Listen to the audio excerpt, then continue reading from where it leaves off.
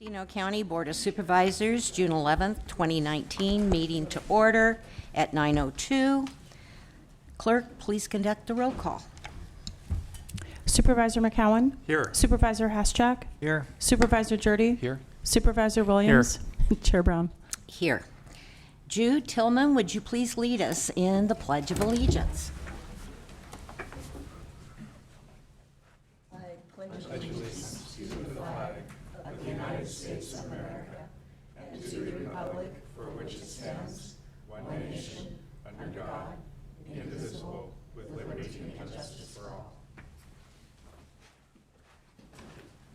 Thank you. Okay, moving forward, public expression. We have some speaker cards. Naomi Wagner. Please come forward, restate your name for the record, and know you have 3 minutes. Naomi Wagner from Willits. Thank you for listening today. My topic is Measure V, and you may have forgotten Measure V by now because it's been so long since we passed it. And the voters of this county passed Measure V to prohibit the intentional leaving of dead standing trees in this county by an overwhelming majority of, like, I think 63%. But from then until now, we don't see any implementation. And so I've been talking with my supervisor, John Haschak, and I know Ted Williams also has heard from his constituents. And we'd like to bring some new information to bear. I'm going to hand out a couple of maps to you. I wish I had more copies, but they have kind of gone like hotcakes. And what this is, excuse me, I'm a little out of breath. It's an extrapolation of data from the county ag department, and most of it is self-reported by the timber companies. So we know, just a little background, we remember that when Measure V was in play, when the initiative was up for the vote, there was a huge lobbying effort by the timber companies, mainly Mendocino Redwood Company, to defeat that measure. And in spite of that, much mailers, I remember getting mailers and mailers in my mailbox telling us how misguided we were to pass that measure. But nevertheless, it did pass. And then, I guess out of an abundance of caution, the previous Board of Supervisors sent that Measure V to the State Attorney General's office to ask for another opinion. And there it has languished. So we're here today to ask what is happening with Measure V. Why is it not being implemented? We know that Supervisor Haschak and Williams have asked that question recently and have still gotten an answer of wait, another 30 days, another 60 days. I believe those deadlines have elapsed. So I want to introduce this data that I mentioned from the Ag Department, and what it does is it shows how many gallons of herbicides have been applied and how many applications have been applied in our county from Wallala to Leggett and in between in the last 2 years, 3 years, well, 17 and 18 that have been reported. And this is what has happened since Measure V has been passed but not implemented. Basically, when herbicides are used, they're used to kill trees and brush, right? And when trees and brush die or are dying, they dry. When they dry, they create a fire hazard by increasing the fuel load. It's just really common sense. And we don't think that we can afford to wait any longer before we see this measure implemented.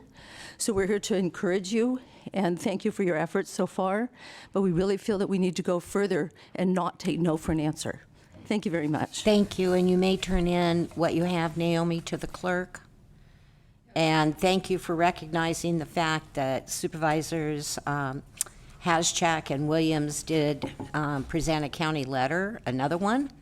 There's been several directly to the Attorney General when we were over at CSAC for their Ledge Conference. So, Ellen Faulkner, you're next.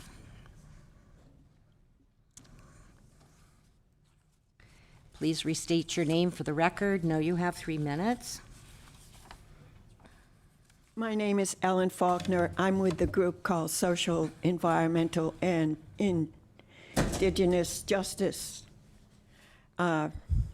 We were able to cause Caltrans to stop using herbicides in the mitigation area of the bypass, and we're very proud of that. And now we would like to have you help us to get this herbicide situation out of the forests as well. And Measure V is where we want to help it happen. And I hope you want to also help that happen.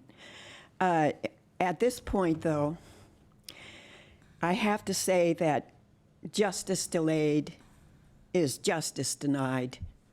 If you're not enforcing Measure V, you have denied justice. And allowing Mendocino Redwood Company to continue this seems to be moving right out of democracy, which you represent. You represent the will of the people, and you know what the will of the people is because we voted on it. And we're moving out of democracy right into corporate rule. We don't need to go there. This will not help us. Oh, by the way, thank you very much for opposing the Navy's training and testing program that was doing such damage to an already damaged ocean. We appreciate it very much. A huge cheer went up when Haschak gave that announcement of your opposition, and we do appreciate it. Now we would like you to continue to oppose another outfit, M-ROC, so that we can go on living without our guts being messed up. Glyphosate, by the way, is an antibiotic, and it continues to sterilize the soil so things won't grow, and it continues to sterilize our internal biota, which we need to digest our food. And the stomach problems all over this country may very well be part and parcel of what we have allowed to happen to us. Thank you. Thank you. Kim Bancroft?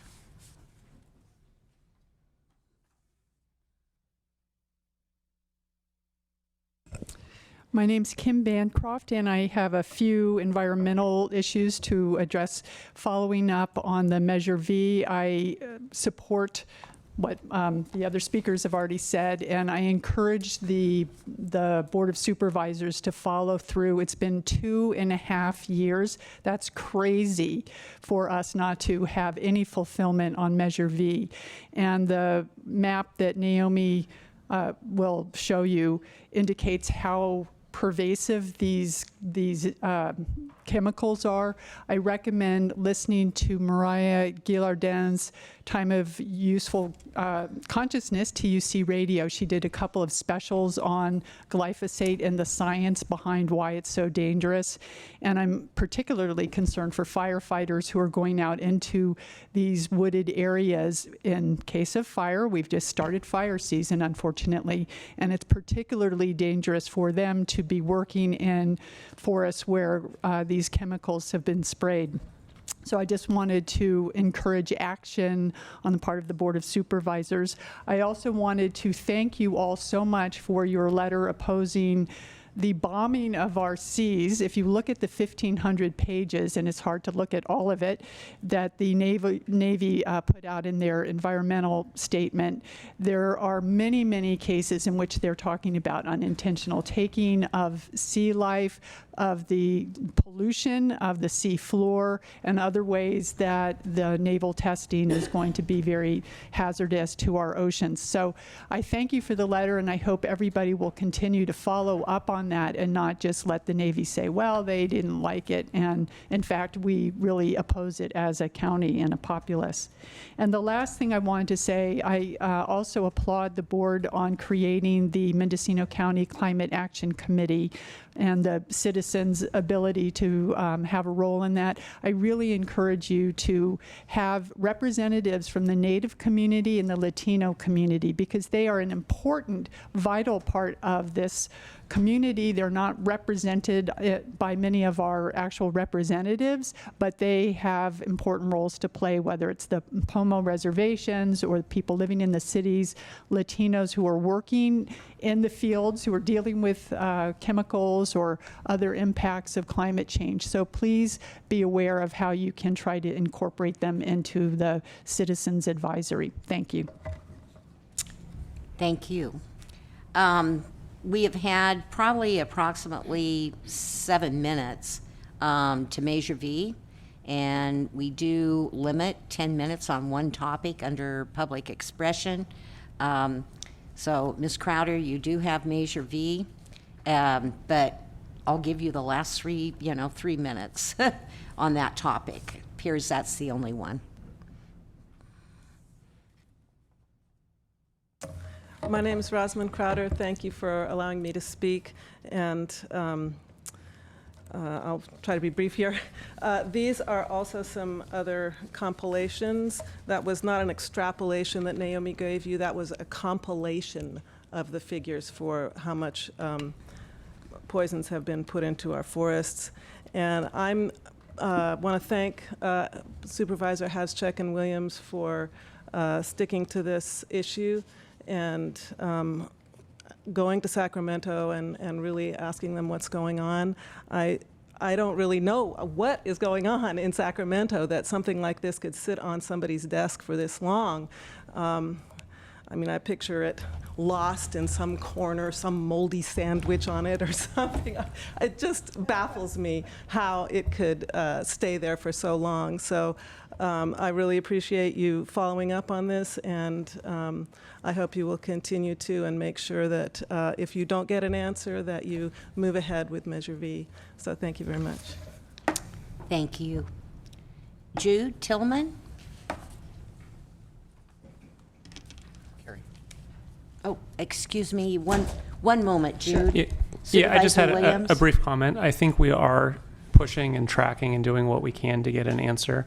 I don't know where the board sits, and we don't have action on the agenda today, but I know that there's some hesitancy to initiate any action that would halt the AG process. As soon as a complaint makes it to court, that AG opinion will not be forthcoming. And I know some of us who worked on V have waited this long. We would really like to have that answer. Certainly we can't wait forever, but if it's, we have a promise of 30 or 60 days, I think we should try to wait and see if it arrives. Supervisor McCowan? Well, and just to chime in on that, thank you, Madam Chair. Supervisor Williams is correct. We have a commitment from the Attorney General that they are supposed to issue their opinion at this point within about 30 to 45 days, probably. So once we have that opinion, then the issue will be back before the board. But I think we're all unanimously in agreement that we need to have that Attorney General opinion. And that is absolutely correct. And what is different this time is the letter was presented directly to the Attorney General. And a commitment was given as Yes. to the timing of the opinion. By the individual himself, so. All righty. Ms. Tillman, please. My name is Jude Tillman, Fort Bragg. I'm here speaking on behalf of Dragonfly Wellness Center. My heart and my passion is with the environmentalists, and that's the big issue we really need to be looking at. And I was just in a cannabis conference all weekend down in Camp Navarro, B2B conference of hundreds and hundreds of businesses from across the state, and environmental protection was a continuing and recurring theme. People love this land and people want to take care of it. I'm speaking on something much more mundane and self-serving, comparatively speaking. I'm just reminding you of something I brought up a couple months ago, which is that we would like to have a refund of the $1,278.91 that we put into the track and trace system that the county mandated that we be a part of. We paid staff training fees, quarterly fees, GPS fee for stamps that we never received. We never got a call on training. We never got a call on anything except to remind us to pay you. And basically, I was talking to some friends who've also paid for the track and trace system that really never panned out. And we were thinking, if we were in the private sector, we would call the Better Business Bureau. There was a product or a service offered, a fee required, the fee was paid, the product and service never materialized. You'd call the Better Business Bureau and get your refund. We're unfortunately in the democratic civic arena, and I would just hope that you would just admit the program didn't work. Some of us, that's a lot of money, $1,278, and that we should get a refund. That's all. That's simple. Thank you so much for your attention. Thank you. Anyone else? Public expression? Seeing no one come forward, we're going to move on to item number 4, our consent calendar. I do need to announce that item 4H has been withdrawn at the request of the department. Clerk, has proper notice been established? Yes, proper notice has been established. Okay, and I do want to recognize that we do have one proclamation. That's item 4C. It's for an individual that we worked through or worked with, Cal OES, Jody Travisero, and I would like Carmel just to speak to that proclamation because I think it's important to recognize her. Thank you, Chair Brown. I will speak to the proclamation. Ms. Travisero has been our regional administrator in Mendocino County, serving the Bay Area up to the California border. And in 2017 and 2018 in particular, Ms. Travisero was instrumental in assisting Mendocino County, among the other counties, with all of our needs regarding the fire, not only with response, but with recovery, and particularly when we had the debris stabilization project that we worked with Cal OES, Cal Fire, and the 3 Cs, California Conservation Corps. And it was Ms. Travisero that was able to get an assessment done for us and get Cal OES to really work with us, and actually they paid for that debris stabilization. So the state and the feds during the fires have been good partners, the state in particular, and it's always good to have good people who work here with us, and Ms. Travisero was practically local during 2017. So I'm sure she will appreciate this proclamation, Chair Brown. They're having a going away celebration for her on Thursday at Cal OES, and I will be glad to drive it over and give it to her personally from the Mendocino County Board of Supervisors. Ms. Travisero has accepted a job with BART, where she will be an emergency manager, and that, I believe, she only has this week left with Cal OES, so she certainly will be missed. Thank you. Due to other obligations, I'm sorry I can't be there to also speak with her and be part of the presentation, so be sure to tell her that I couldn't be there. Wish her the best. Supervisor McCowan? Thank you, Madam Chair. If there's no items to be pulled, I'll move approval of the consent calendar. Well, let me ask that question, and then we'll come back to you. Supervisors, do you have any items to be pulled to address? Seeing none, Supervisor McCowan? I'll move approval of the consent calendar with the exception of, I think it was item H that had been withdrawn. Correct, by the department. Right. Second. Okay, we have a motion and a second, but I want to go to public comment. Anyone that would like to comment on the consent calendar, please come forward. Seeing no one, it is back to the board. Right, we'll vote by the button.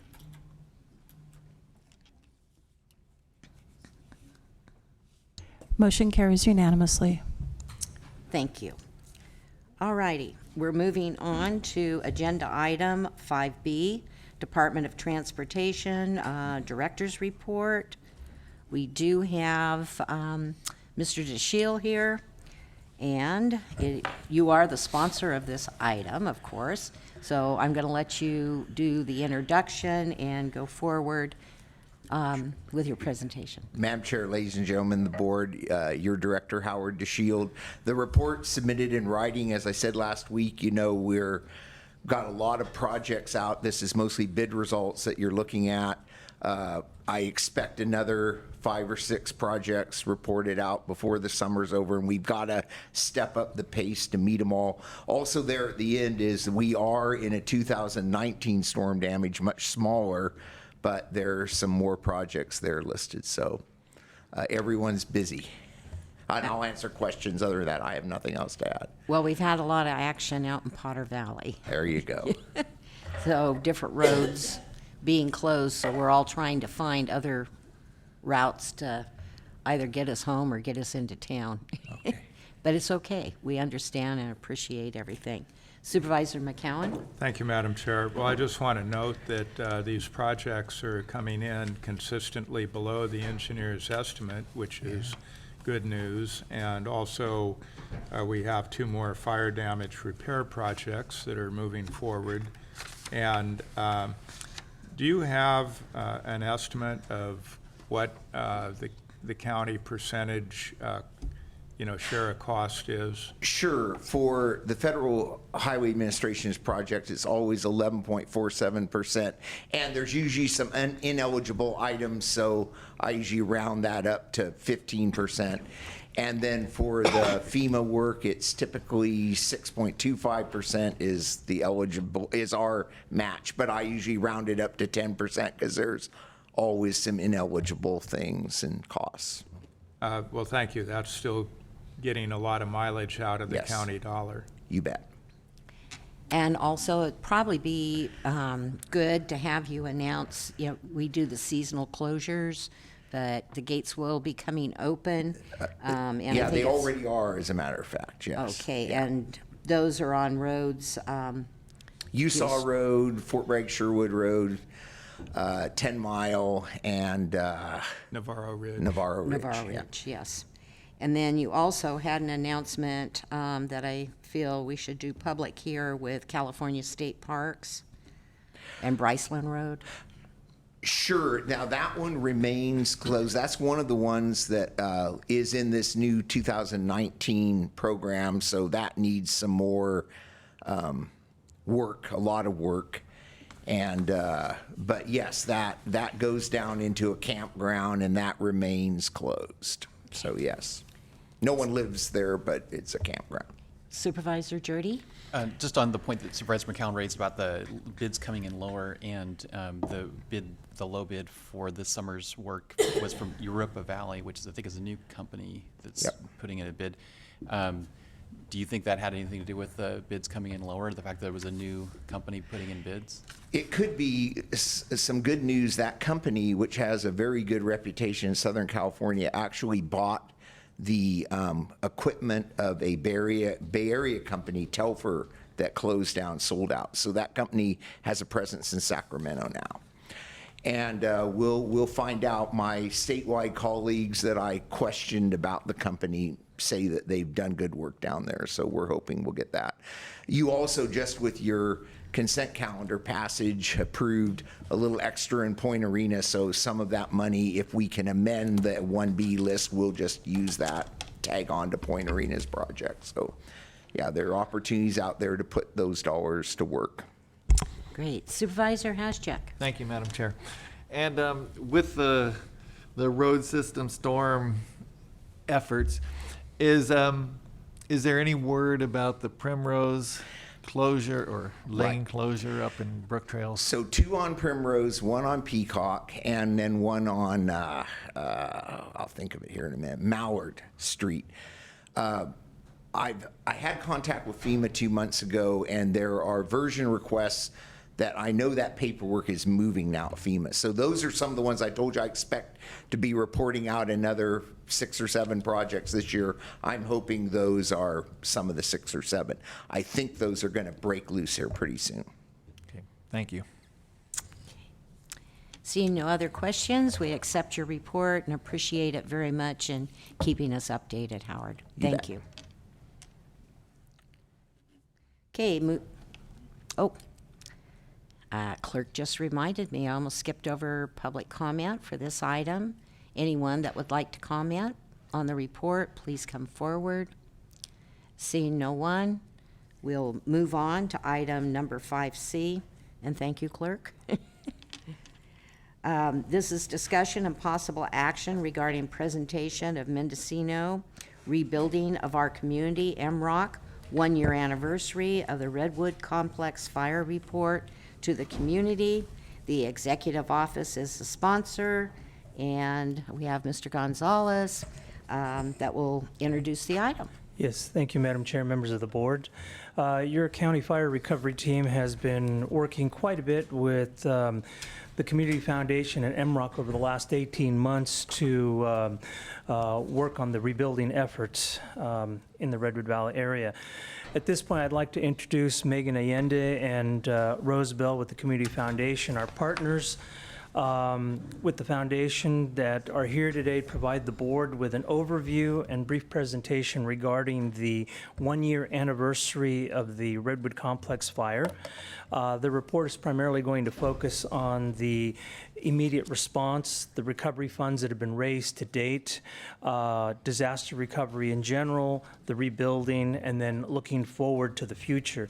Again, I'd like to thank the Community Foundation and M-ROC, as well as county staff that have been involved with the rebuilding to date. Again, a lot of work has gone into helping our fire survivors, and again, this ranges from the first responders to the case management folks to your fire recovery team. So with that, I'll just turn it over to these ladies that'll take it from here. All righty, please state your name for the record. Megan Barber-Yende, CEO of the Community Foundation of Mendocino County. Hello, everyone. Thank you so much for having us again. I can't quite remember when we were last here, but maybe 6 months ago or so. But in the meantime, we've published this report, the 1-year anniversary of the Redwood Complex fire. And today we're just here to share some highlights from that with everyone. So a little just brief reminder, not that any of us have forgotten, but the Redwood Complex fire happened in October of 2017. 36,523 acres lost, 406 households as far as we've been able to count it, 162 renters, 240 homeowners. Again, lots of people were evacuated at the time, over $180 million in insured losses. So that's how it started. Thankfully, the VOED was in place that mobilized lots of organizations to come together and start to respond. And then we built Mendocino ROC, which is Mendocino Rebuild Our Community, which is the long-term recovery committee. And it is chaired by the County of Mendocino, Community Foundation, North Coast Opportunities, and it has about 30 different organizations that interface in the process. So it's quite an organization in and of itself. So what we just mainly report in this report is kind of how all the money was raised, where it came from. There was lots of questions about that at the time. The Community Foundation established the disaster fund, and in that fund we've accepted just under $2.5 million, which are gifts from all sorts of individuals from here and very far away, including Japan, really only for the survivors and to help them. So we also have a fund from the Mendocino Forest Products, which was also a fundraising effort, and the company matched the donations that they received, so they raised $800,000 for both here and Sonoma County. So you'll see in this list about $494,645 went to survivors in our community. So NCO also raised money. You can see it's about $1.1 million. They also received all the proceeds from the Mendocino Strong fundraiser. Lots of people asked about that, what happened to that money. Quite impressive, $410,000 was raised in one night by everybody in this community, and I think that's just extraordinary, so I want to point that out. And then the United Way has also brought in some dollars. It's $130,000. They did a lot of fundraising as well, more in the Sonoma County area, but they did make sure some came up here. So total funds raised for individuals, $4.5 million. Not enough, but a lot in and of itself. And we're so grateful to everybody who's helped make that happen. We were all very committed when we said that money would go to individuals. That means none of that money's gone for any kind of staffing, any kind of infrastructure, including rent, any of those types of things. So the Community Foundation has raised nearly $1 million to help pay for the infrastructure, the staffing, for Mendocino ROC, for construction personnel, for case management, all those things that have become necessary. And you'll see NCO has also gotten a little money for staffing, about $66,000. So for infrastructure, we've raised just over $1 million. So that gives you the lay of the land. You can see who the infrastructure contributors are. A lot of that came from out of the county. A lot of that came from nonprofits, foundations, and then things like the city of Ukiah, who gave the case management a space in the conference center free of charge for a year. So I think those are some of the main contributors there. Then there was also in-kind, and the County of Mendocino was one of the most generous in the in-kind sector. So we want to make sure we point that out today. They gave $1.2 million. So that would have to be articulated probably more deeply by somebody on your staff, but I feel like it's mainly some of the case management that came to play and all the disaster recovery work. I'll allow someone else to explain that, but very generous. Foundation gave about $78,000, North Coast Opportunity $102,000, and then the final one is the Pear Tree Center, one of the rooms where people could go and get food and clothes, was donated, I think, for almost a year at $60,000. So you can see the in-kind contributions are about $1.5 million. So that was the money in. So now to talk about the money out. We've done tiered levels of support. So initially it was just gas cards, food cards, things like that. That was like the immediate response, like that first week. That was both for evacuees and survivors. We also, from the disaster fund, matched the money that came from Redwood Credit Union. They provided a lot of money here through North Coast Opportunities. They gave about $1,000 to families that had burnt structure, and the disaster fund matched that, so people got cash aid right in the beginning. After that, we no longer gave cash aid to people directly. We started using some unique grant programs. As case management shared with us the needs that people were having, we developed ways to support people. So we did some critical needs grants, and you can kind of tell, looking up there, about $343,000. Those were all sorts of things. We call them kind of roadblocks to recovery. They could have been tools for people who needed tools to go back to work. They could be utility restoration. We did a lot of utility restoration so folks could get back on their properties. So it was all sorts of things, but it was great to have case management on the front lines, really talking to people and finding out what they needed. And so we found a way to kind of keep people moving along the path to recovery. There was a lot of community recovery that we got through the Redwood Forest Products Grant Program, and did all sorts of wonderful things that just supported fire survivors. They had art experiences, they had therapy, they had senior respite grants, they had children's activity grants, all sorts of ways to just kind of keep people's lives normal and healing. There was a lot of rental assistance, and then most importantly, we got into the housing grants. And it all depended on where someone was in their recovery, what that looked like. To date, now we have 99 large housing grants have gone out. So when we started this whole process, we knew we would grant in all phases of recovery, but we really wanted to make sure we saved the money to rehouse people. It was critical to us to know that, made sure that people got housed again, that we didn't just take care of that immediate need or even that short-term need, that we actually made it possible for them to get housed again.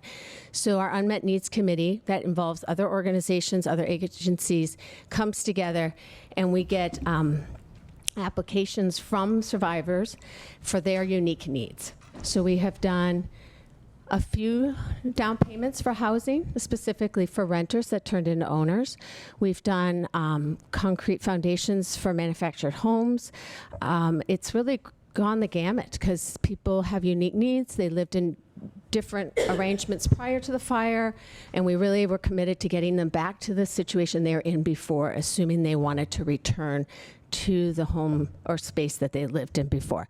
Some people have chosen not to, and we've helped them find a new place that they're more comfortable living. So that sort of gives you the framework of how that money's gone out, where we're at to date. 3.3 million has gone out, which I think is pretty impressive for a year and a half. I think we've worked really hard, and I commend everybody who's participated in this effort, and we couldn't have done it without them. It's absolutely a team sport. And I want to now share Rose Bell with you. She is the project manager of Mendocino ROC and has been critical in our success. Thank you. Welcome, Rose. Thank you. Restate your name for the record. My name is Rose Bell. I'm the project manager for Mendocino ROC. So I just want to reflect a little bit on looking ahead. Some of our greatest successes come from our partnership between the foundation, the county, and NCO, and that continues. As Megan said, when the report was published, we had spent about $2.3 million. Since then, we're now up to about $3.3 million, so we have about $1 million left, and we are focusing mostly on rebuilding. This next year, we're looking at rebuilding emotional wellness issues, and what we call home stretch for people that have finally made it back home and they've spent every dollar they had to get the last nail in, and now they don't have a bed. So we have smaller grants to just help them get some basics back into the home that they're living in. We have completed a volunteer-built house. The first volunteer-built house just got signed off by the county, and there are 2 more almost done and a few more underway, in addition to those survivors that have rebuilt using large housing grants that we weren't directly involved in the construction. We have about 15 to 20 challenging cases. I mean, challenging in the sense that they need a lot more money than our standard housing grants have been available for, and the path is not very clear. It was a little bit easier for people that just needed X dollars to close that gap between buying a new home or rebuilding a new home, and that X dollars was usually in the $20,000 range for those housing grants.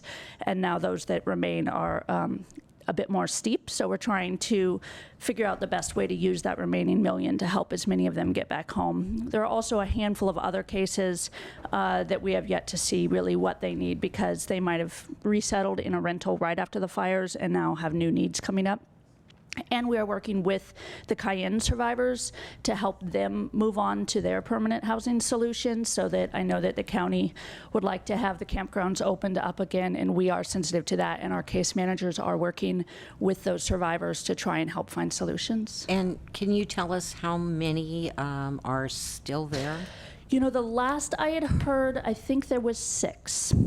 It got a little confusing because FEMA brought over survivors from Butte and other fire areas.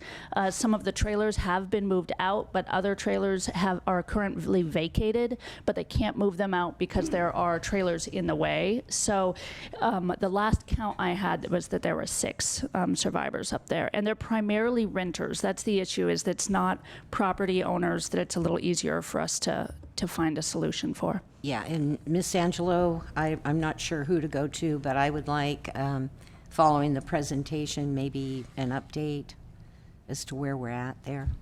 Thank you. And if we can help provide additional information on that, I'm happy to follow up on that as well. Okay, hang up one second, course. Rose. Supervisor McCallum. Thank you, Madam Chair. And of course, the original understanding was that Cayenne would be improved, and then I believe it would be available for a year to, provide housing, alternative housing for fire survivors. And, we're going beyond that a bit.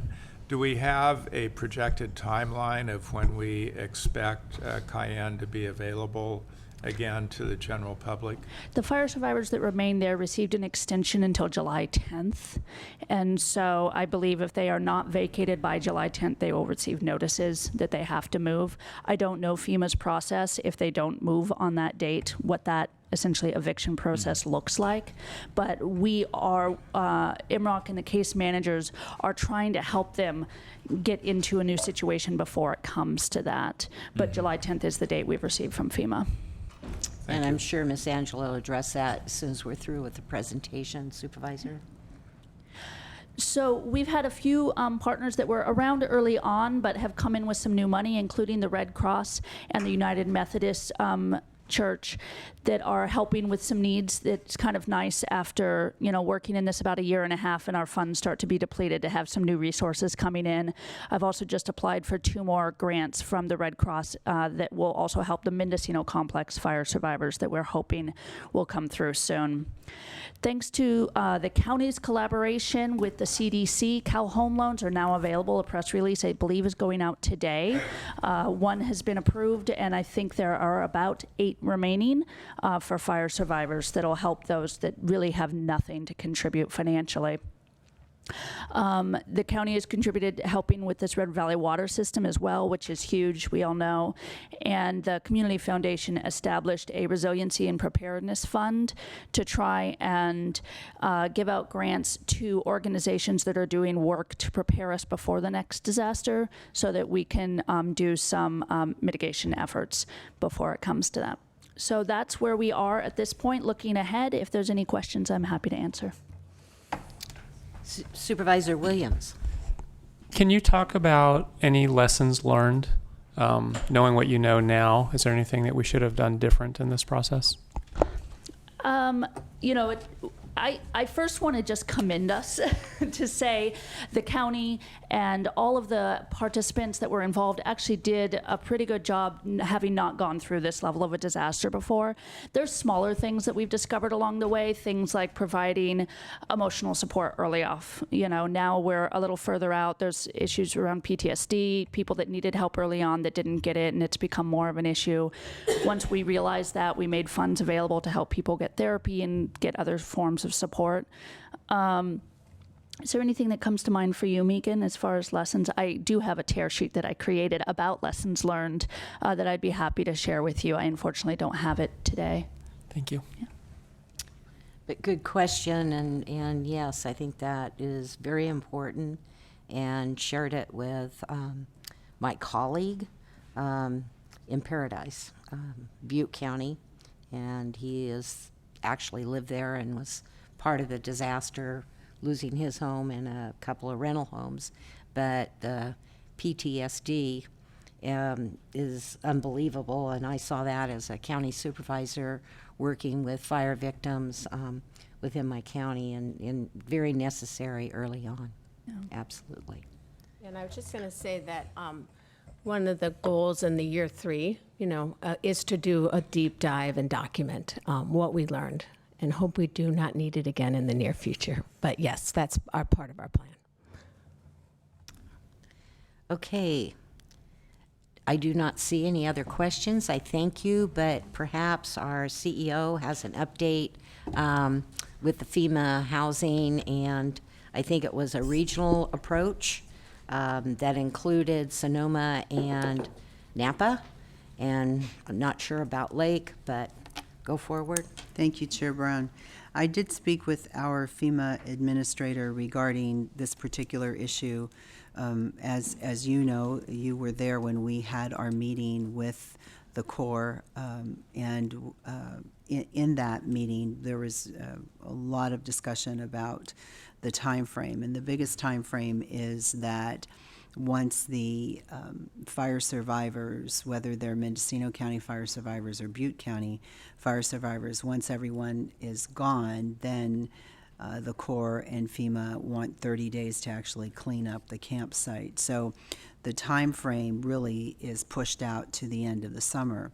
Along with that, the Corps wanted the county to sign an additional agreement, which is a 6-month agreement. We have an agreement between FEMA, the county, and the Corps for the use of Cayenne Campground. It then becomes FEMA's campground rather than the Corps'.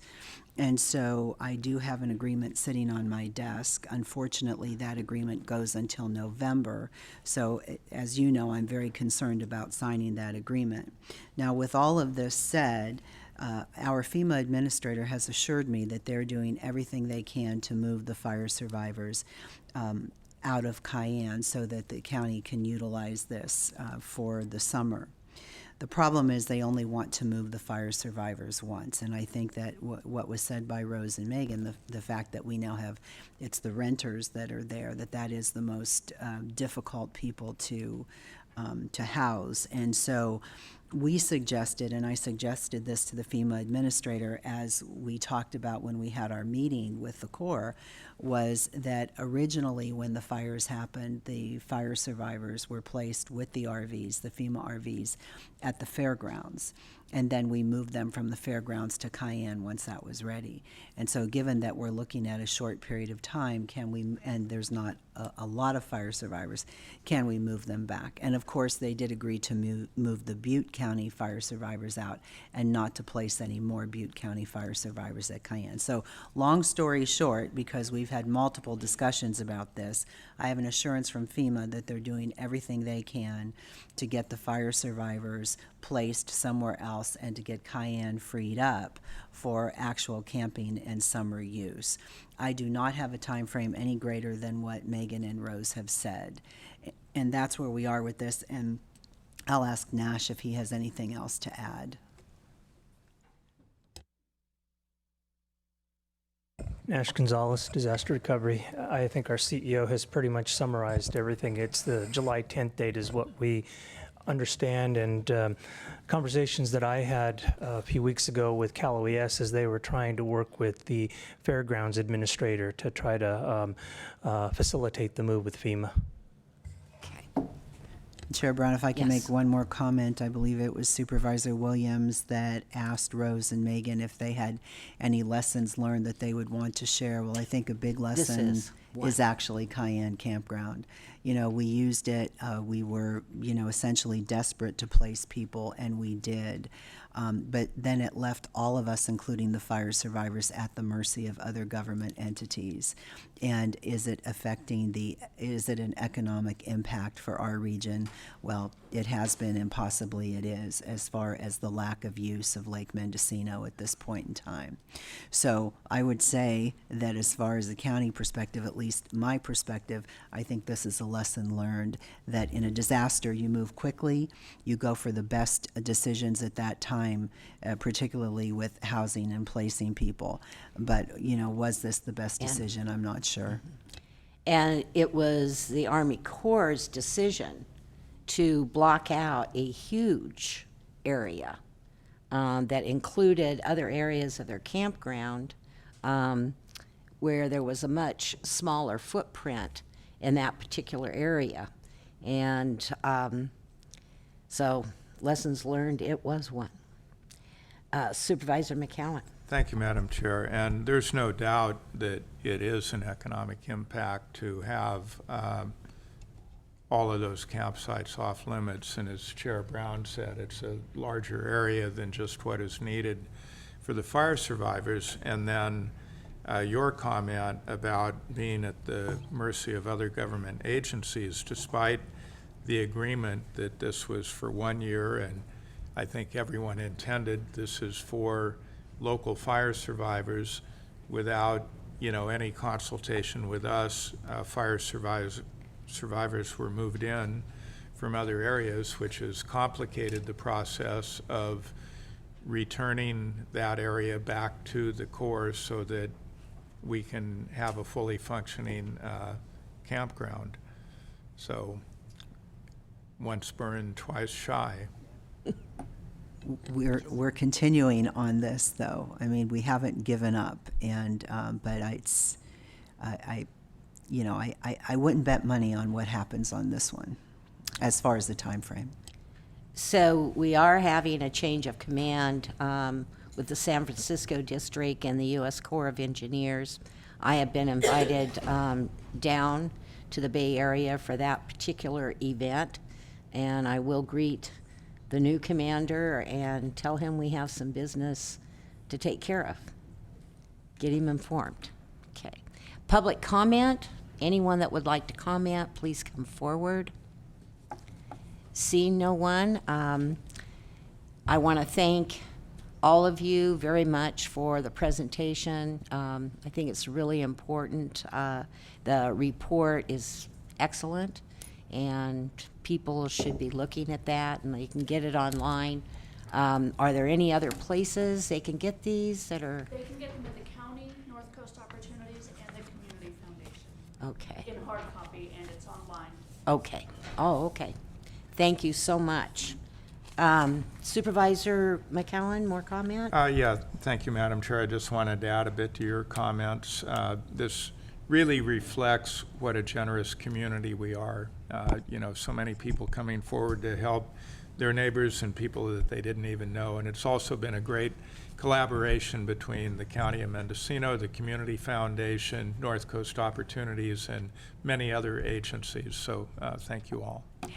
And there was a lot that went on that we didn't know about. I mean, you just heard people putting on picnics for families and what have you. It was wonderful. Great community we live in. So thank you. Moving forward on the agenda, we'll go to item 5D. This is discussion and possible action regarding updates associated with 2017 fire recovery efforts in Mendocino County. The executive office is the sponsor. Ms. Angelo, do you want to introduce the item? Oh, Mr. Gonzalez. So you're going to introduce the item. I will introduce the item, Madam Chair, members of the board, Nash Gonzalez Disaster Recovery. This is just an update on where we are as far as the recovery efforts. So I always like to start out with what is going on as far as the numbers, the permit numbers and so on. So as far as the administrative permits, we had a total of 74 that have been applied for, 69 issued. 2 of them have been withdrawn. 1 is on hold for further information and pending review. As far as the building permits issued to date, as of yesterday afternoon, we have 178 permits issued. 22 are in queue currently right now. To give you a breakdown of these permit issued, we have 80 for single-family residences, 52 for manufactured homes, and 46 accessory buildings, which include garages, sheds, and barns. As far as the number of permits that have been finaled to date, we have 85 that have been finaled. That includes 52 manufactured homes, 25 single-family residences, and 26 accessory buildings. So within the last month, we've seen a spike of the number of permits, both issued and finaled. One of the things that I'd like to talk about is our 2017 Redwood Complex Fire Recovery Project Plan. This is the plan that is online that I've talked about before that served as our, as I'll say, as our checklist of projects in the area. But also it has helped as a checklist for other projects in the county. And last week we were at a governor's summit in Sacramento, and we talked about this at the roundtables. And interestingly enough, we're one of the only ones that actually came up with a recovery plan right after the fire. And talking to the counterparts from other counties that have experienced fires, they thought it was a great idea that we actually had a recovery plan. Others have kind of had it woven into other plans. Ours is pretty much a standalone plan that says these are the things that we've encountered, these are the things that we'd like to look at, types of projects, But not only did we say this is what we'd like to do for Redwood Valley, but we'd also like to explore other areas in the county as far as resiliency. So we got a pat on the back by our partners out there in California and my counterparts. So that has also served as the basis for applying for hazard mitigation grant funding, which again, as I mentioned at our last meeting on June 4th, as far as where we are, we did submit the NOIs and the sub-applications for the general plan safety element and hazard mitigation plan. That was accepted by Cal OES, recommended for approval to FEMA, and we anticipate now hearing by the mid-July on FEMA's decision. So I'm told that typically when Cal OES recommends these for approval, it's just a matter of wait and see. The other two items that have been waitlisted by Cal OES is the ignition resistant construction grant that would have provided for monies for rebates for construction and retrofitting, and then the planning and building staffing grant. Again, Cal OES says we're not saying no, we're not saying yes, it's just that we need more time to evaluate these. Staff continues to be working with the county's fire recovery grant writer, and other applications that have been submitted and we're still waiting to hear is the early warning sirens, the defensible space assistance program, and the county fire early warning system cameras project. So again, these are attributed to about a little over $1 million in grants. Again, we anticipate hearing by the end of summer on these. Not something that we'll have in place for this fire season, but at least for next fire season, we're looking at trying to implement these. Again, we just continue to pursue other grant opportunities out there. And other things that in the grant area, I may have mentioned this before, but M-ROC has informed us that they were successful in receiving the adaptation grant from Caltrans. This is now an opportunity to look at assessing the county's transportation network and identifying those areas that are vulnerable to wildfire and identify strategies to remedy the impacts as well as potential funding sources. The grant itself does not provide for physical improvements, but it is a planning grant to analyze. And so in speaking with M-ROC, we're looking at the county and M-ROC getting together sometime in mid-July to start the project kickoff process on that. The other things that I want to let the board know is that Fire Recovery is currently working on preparing a disaster recovery plan as well as a disaster debris management plan. Again, many other jurisdictions have such plans that really the disaster recovery plan formalizes what we've already been through, but it basically outlines what the duties and responsibilities are of the various departments and entities in the county. And then the debris management plan really addresses how do we address debris from any disaster, whether it be a flood or a fire. So we've been currently busy working on those. So Or with that, earthquake. I'd be happy.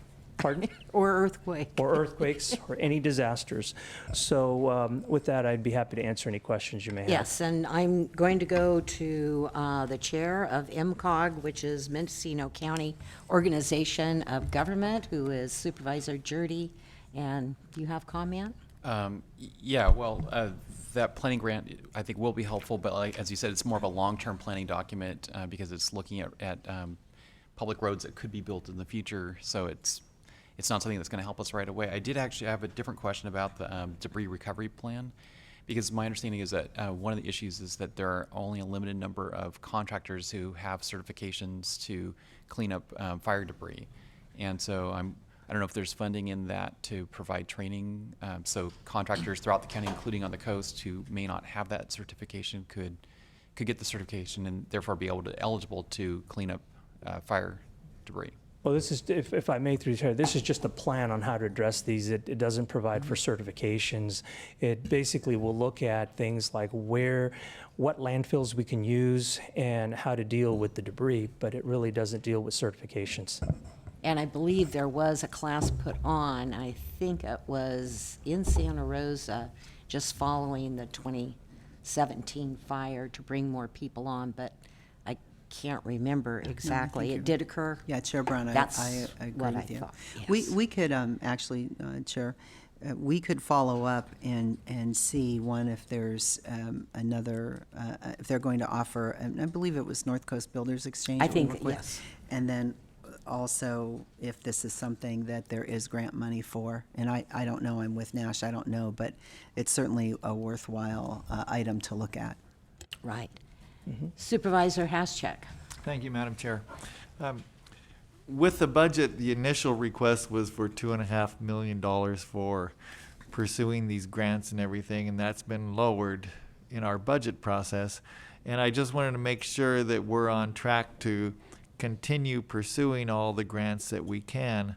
And my understanding is that because of the rollout of the grants that we're on track. Is that correct? Yes, if I may, through the chair, we had originally asked for 2.5 million. We came back and requested a modification to that at 1.5 because of the types of grants that are out there and the timing of these. So we're still on track with pursuing all of the grants. If for whatever reason we receive more grants than what's allocated, we would come back to you at first quarter and ask for an adjustment. Okay, thank you. Supervisor McCowan. Thank you, Madam Chair. I'd like to go back to the recovery plan for a bit. Do you have a sense of how helpful it may have been to have that recovery plan when we go out for grants? Do you think that's been a factor in the number of grants we've been able to secure? If through the chair, the answer is yes, it has been, because think of it as a checklist. Think of it as an item that allows us to focus on the grants. And one of the first things that we did with that plan is we took all of the projects and then we used that as a way to go after low-hanging fruit. Low-hanging fruit in as far as grants that were out there through California Department of Fish and Wildlife, CAL FIRE, HMGP, and any other sources that were out there.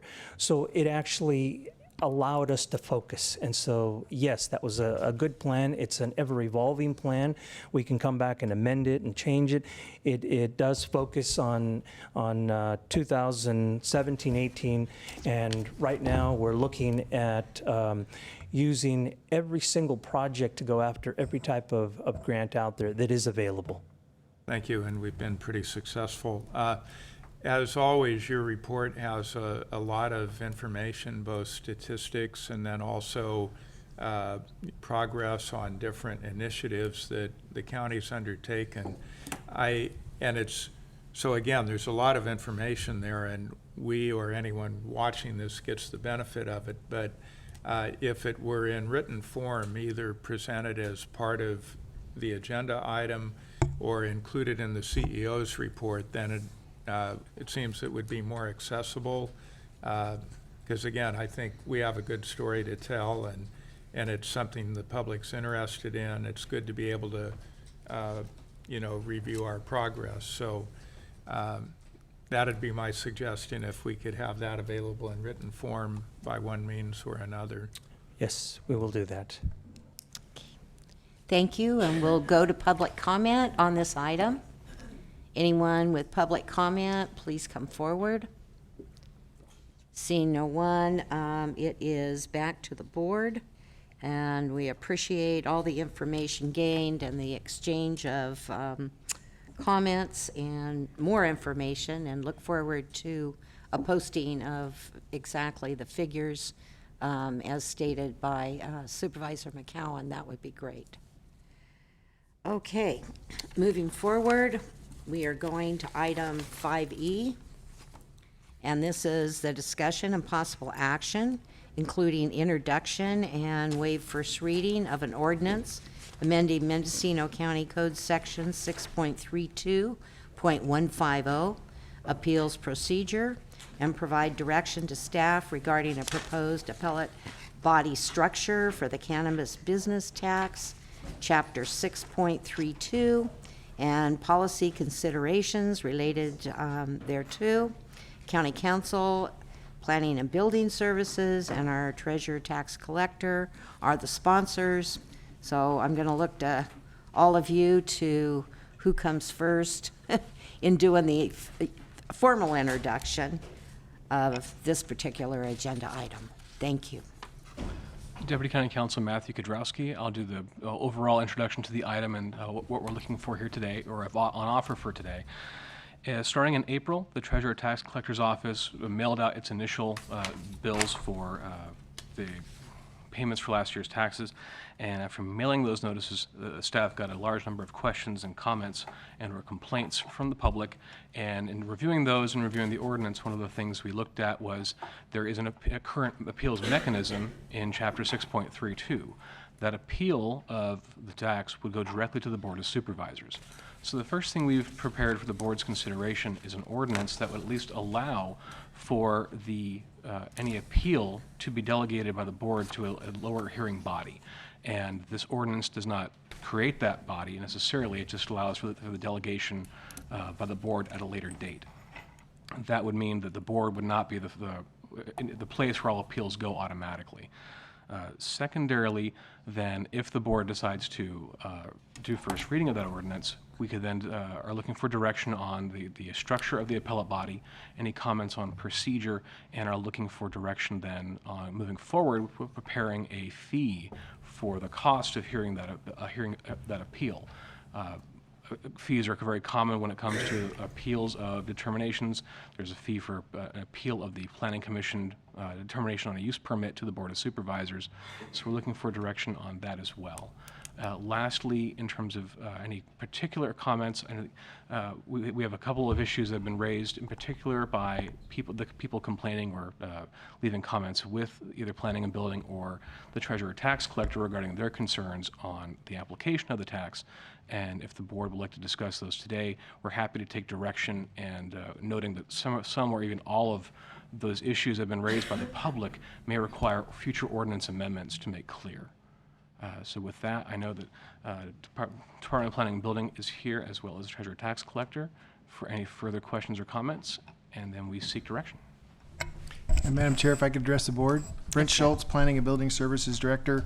We in Planning and Building deal with appeals every so often. We know that process.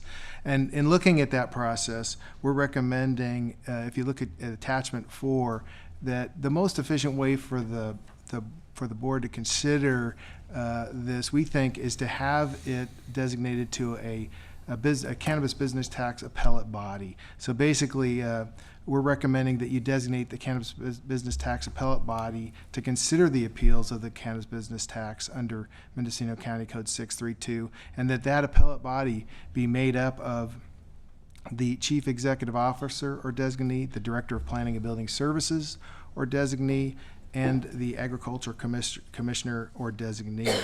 And we're also recommending that we as staff work with the Tax Collector County Council to develop a cannabis business tax appeal fee to cover the county's administrative costs to administer these appeals. The fee would be developed and brought to the board for consideration pursuant to Mendocino County Policy Number 47, the Master Fee Schedule. And also that staff further recommends designating the body that the cannabis business tax appellate body create an appeals process and procedure. So basically, we in Planning and Building work again with County Council, Tax Collector on that process procedure and bring it back further in ordinances. We're also recommending that it's not the county clerk that administers this, but it would be Planning and Building Services that would receive the appeal and set it up for those meetings. And that concludes my presentation, unless you have any questions. Ms. Schappmeyer, do you have comment? Sherry Schappmeyer, Treasurer Tax Collector, Chair Brown, members of the board. I'm just here to answer any questions that anybody might have.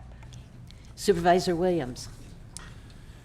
I think it's a fair proposal for the problem in front of us, but I would prefer, as we move forward and the state's track and trace program becomes proven, that we move away from this minimum tax, because this program is ridiculously expensive, and we're adding complication, and here we're adding another layer. And I would just hope that this is a one-time, one-year solution, and that we find a better remedy, i.e. no minimum tax and presumption that the legal market operates legally going forward. Supervisor Haschak. Thank you, Madam Chair. Yeah, we've heard a lot about the problems that some people experience through crop loss or financial hardship, or the timing of applying for the state permit, and all of those reasons that this appellate board is a responsible action on our part to deal with some of these issues. So I fully support going forward with this. Supervisor McCowan. Thank you, Madam Chair. Well, I fully support the ordinance amendment before us, which does nothing that we're discussing. The details of what would be an eligible appeal, what are the procedures of the appeal board, those have yet to be decided yet. The actual item before us, the ordinance amendment, allows us to designate to this appeals body to have that body created and to charge a fee for the appeal as well. So, I think that item is simple enough and straightforward, but I would anticipate staff is looking for some direction on the other items, or, we do have a staff memorandum that raises a number of points. So am I correct in thinking staff would appreciate some direction from the board on what are eligible grounds for appeal and so forth? And Deputy County Counsel Matthew Godrowski, I think we've laid out a few of the concerns that the staff has heard from the public. I think there's a correspondence from the public as well. If the board would want to give direction in terms of responding to those in particular, we're here to hear it, and we would have to think about what exactly what it would mean to implement that direction. I think it, in many cases, would require ordinances 26.32 to clarify what those issues are and what precisely would be either the method for appeal or the concern we're getting to. And if I may, I wanted to ask, do we currently have, for other tax matters, do we have a hardship, either exemption, or do we have any kind of process related to that? Sherry Shatmeyer, Treasurer Tax Collector.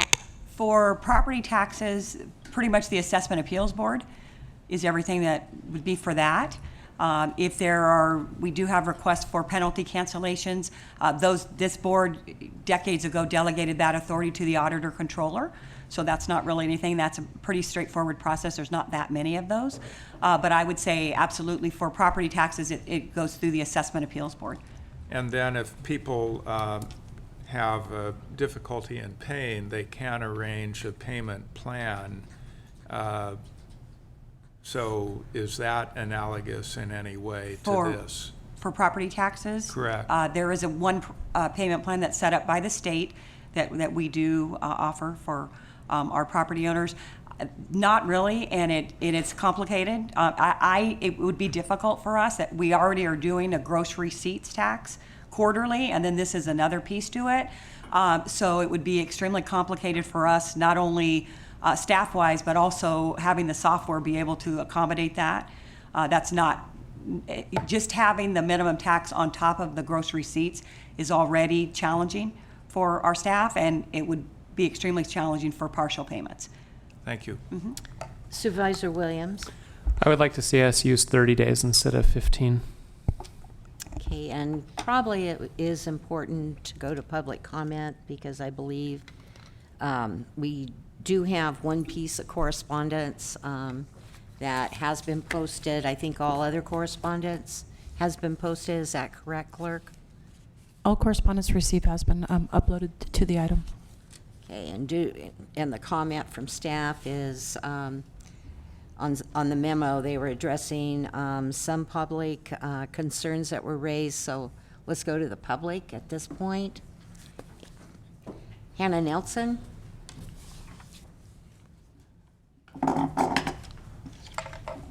Good morning, Hannah Nelson on behalf of Mendocino Cannabis Alliance. You've received the memo, and really I understand that you're not making decisions on the substance today, but I hope that we can ensure that the procedural issues, if they're going to be coming back to the board and recommended by staff, that there be an opportunity for review or input with stakeholders. I think that while some of the issues may seem detailed and insignificant, they actually have an enormous impact. And I certainly appreciate and understand what the tax collector has said about the difficulty of adding a delayed payment plan, and we certainly don't intend to make their job any more difficult. If there is a way to separate out penalties and interest or something of the sort in a manner that doesn't make their job more difficult, that would be greatly appreciated. And with respect to hardship processes in other categories, I just want to remind everybody that this is really different than other taxes because no other tax is applied regardless of whether or not the good on which it's taxed is actually created or received. So while I totally appreciate not wanting to more complicate things further, I think that we do have to look at this with a unique lens and understand that it is a different category of tax in the way that it impacts people. Really, everything else is laid out in our memo, and I hope that you've had time to look at it. There are some real specific suggestions that we feel strongly about, and we hope you'll consider them. Thank you. Hang on just one moment. Supervisor McCowan? After public comment. Oh, okay. Thank you. You're yellow? Okay, Casey O'Neill, and Casey will be followed by Tekla Bros. Good morning, Casey O'Neill, local farmer. Second in support Hannah's comments. I did have input on the draft, and we did discuss that on our policy call last Thursday for the MCA memo.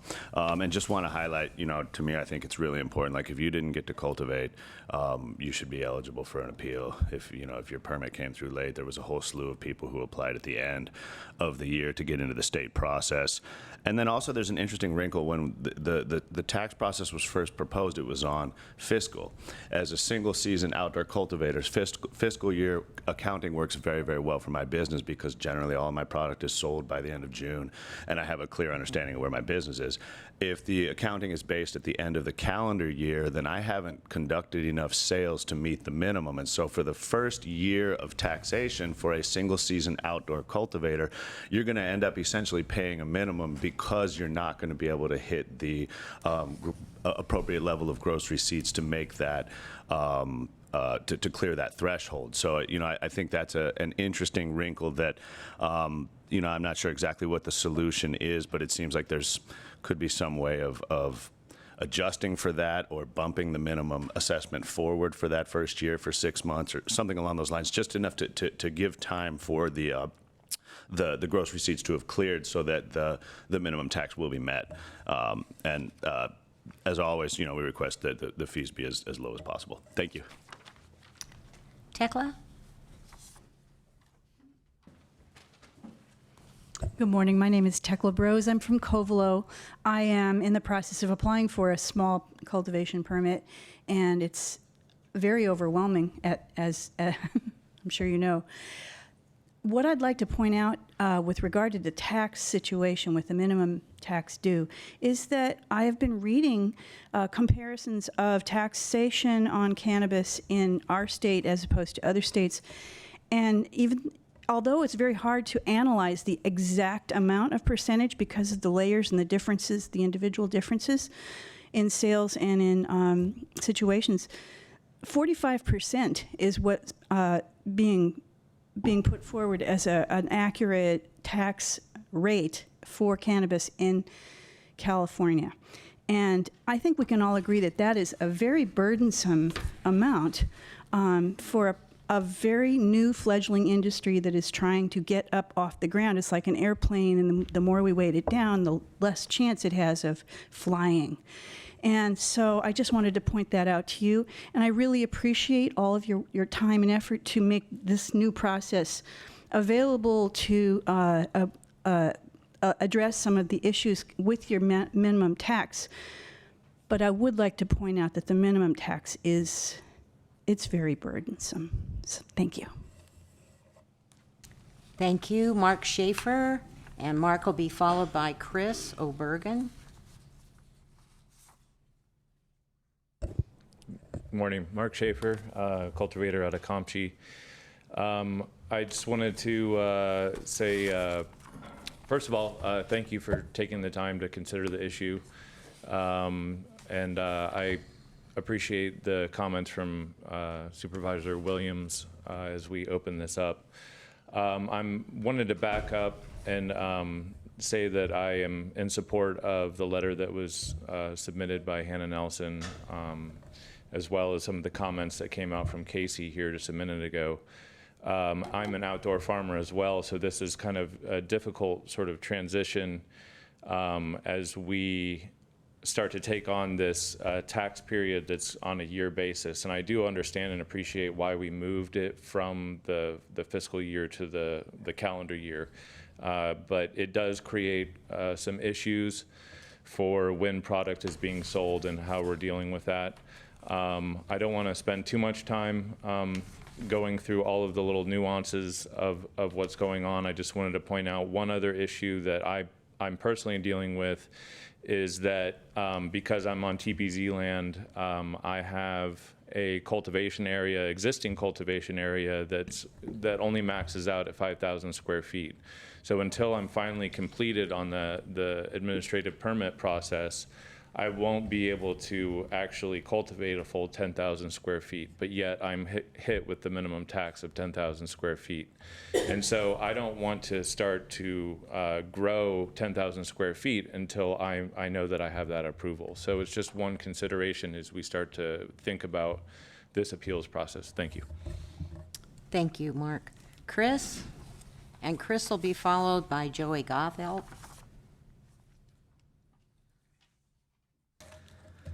Good morning, Supervisors. My name is Chris O'Bergen. I'm here after a conversation with Sherry Shatmeyer on the issue of taxation, where she specifically asked me to come to this meeting. So that's why I'm here. I'm a policy analyst. I do project program design evaluation. But before that, I worked on farms. I worked on Usugi Farms. We grew primarily Cascabel chilies and Napa cabbage, but we moved in and out of the other crops. Tried to be light on our feet, depending on market conditions. We grew bell peppers, cucumbers, tomatoes, pumpkins, dried flowers that we also processed. When we decided to look at this, the cannabis program, as something interesting, we took a piece of land, which is destination zoning, it's zoned ag, has Russian River flood control water, it has no easy sight lines from any of the surrounding roads, and it has a streambed alteration agreement from Department of Fish and Wildlife. It seemed like the ideal property to do on it. Now, we had an issue in that we got this sense of urgency that we had to do it because it's a long, narrow piece of property, and the county was talking about increasing setback requirements. So because it's a long, narrow piece of property, and we're already losing a big chunk where it abuts the Russian River, we have a ditch that a neighbor dug on one side. They gave us a 100-foot setback instead of a 50 for the ag zoning. We decided, all right, we have to go through before the December 31st cutoff in 2018, not knowing it would be reopened again in April. So we enter the process, and then we're halfway through the process. We have consultants, we're doing all this, and then we find out that the state has closed their temporary process early. Instead of going to the end of December, they closed it off early in December. And we were waiting for appointments with building and planning and with the ag department in order to submit our applications. We continued on, even though we knew the state had closed. We submitted our applications on December 27th. We got the embossed receipt for a completed application. They gave us 3 days in 2018 to have grown a crop that we would have had been taxed for. Now, this is for a Class 2 permit, which is an outdoor, dependent on Mother Nature permit. Now, we were told we had to have current cultivation. So what we did is we did a little test plot of 100 square feet with little containers with various varieties to see how they would pan out. Because we knew we could legally do that under the state's recreational rules. So that's what we did. And now, we got billed $5,000. Sir, you need to wrap this up. Okay. We received a bill for $5,000, even though we had not been able to cultivate. I went to the meeting in Clear Lake. Cal Cannabis said, do not grow. Until you have our permit, we're waiting. Your time is up, sir. Okay. Okay, thank you. Joey, and Joey will be followed by Jed Davis.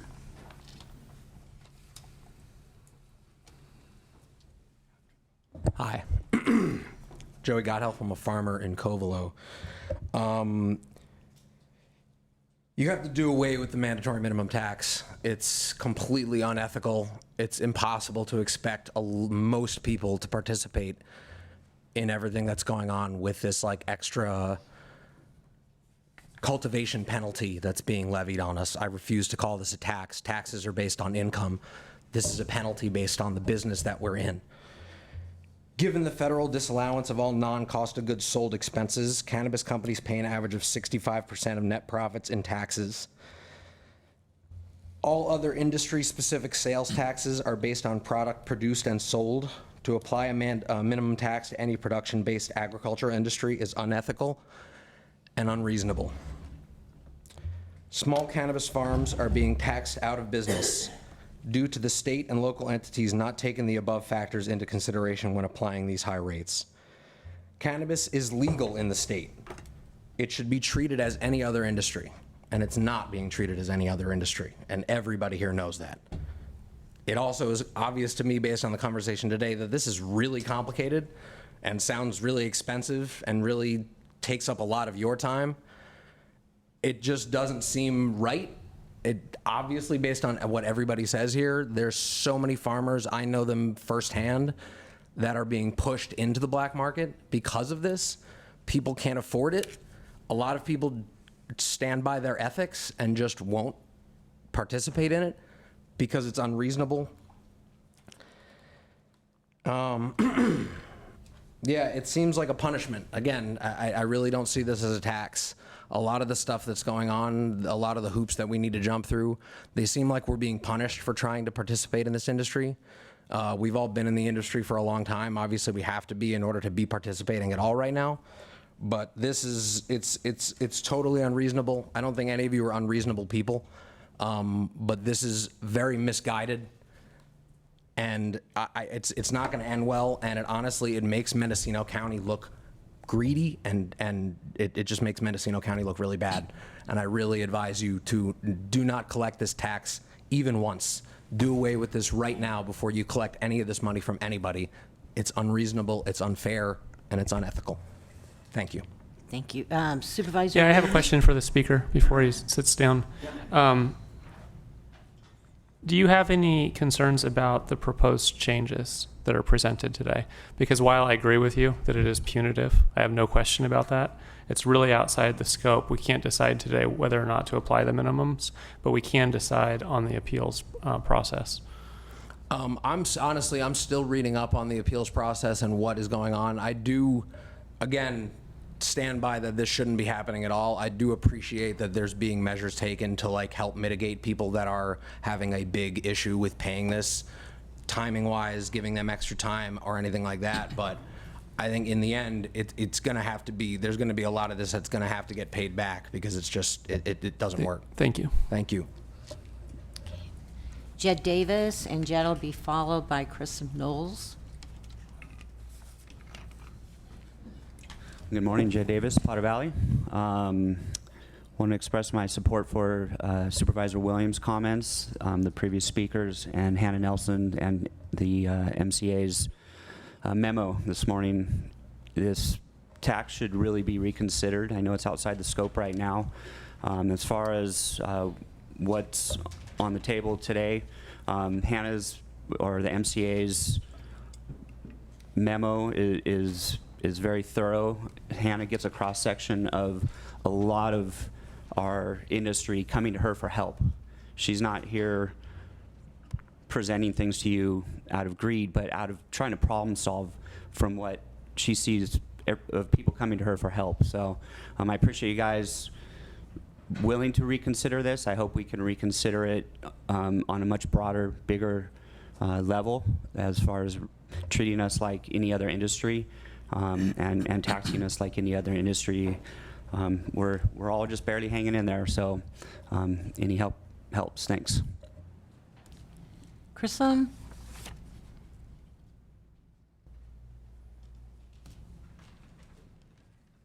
Hello, Board. My name is Krishan Knowles. I'm a 10-year resident of Mendocino County and a medical cannabis patient. Recently undertook the bold step of joining the county and state cannabis program. In my case, not being a landowner, I leased a piece of raw vacant land and began the grueling bureaucratic process of setting up a medical cannabis site. The site's never been used for cultivation. I received my application permit in November of 2018 and my state license at the end of the day of December 31st, 2018. Although I only held that license for 8 hours of the last day of the year and no cannabis was cultivated, the county feels it's justified to charge me $5,000 cultivation tax for that year. I have appealed in writing to the tax office and to this board. As it turns out, running a medical cannabis project on land that I don't own was a doomed venture, and I've had to terminate my lease and withdraw my application. Although no cannabis was ever cultivated, the county again sees fit to charge another $5,000 cultivation tax for the year of 2019. I merely held an application to establish a site for cultivation from the county and made good faith efforts to do so. Those efforts consumed 6 months of my life and were ultimately impossible to move forward on.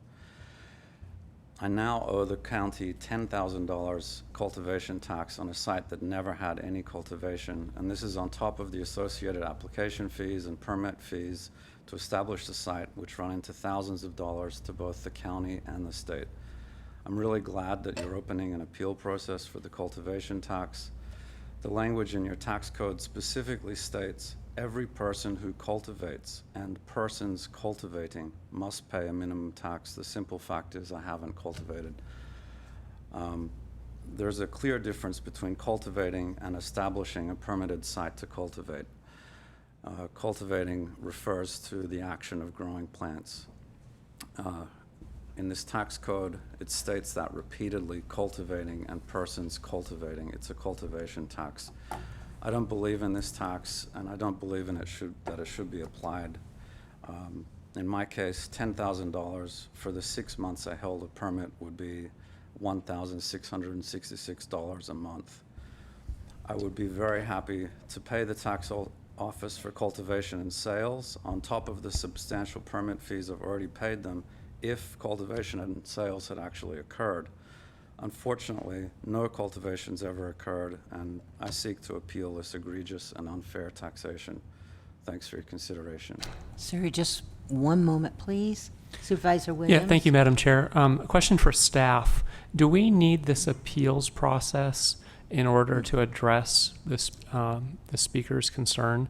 In cases where where the tax rate is an irrational number because there wasn't any cultivation at all, do we really need to go through an appeal, or is there a shorter path that would be less consuming of staff time?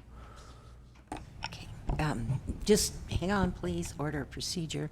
Thank you, sir. I guess Supervisor Williams is now going back to staff. We haven't concluded probably public comment, but Sure. thank you. I'm sorry. Thank you, Supervisor Williams, for your support. I support your angle on this.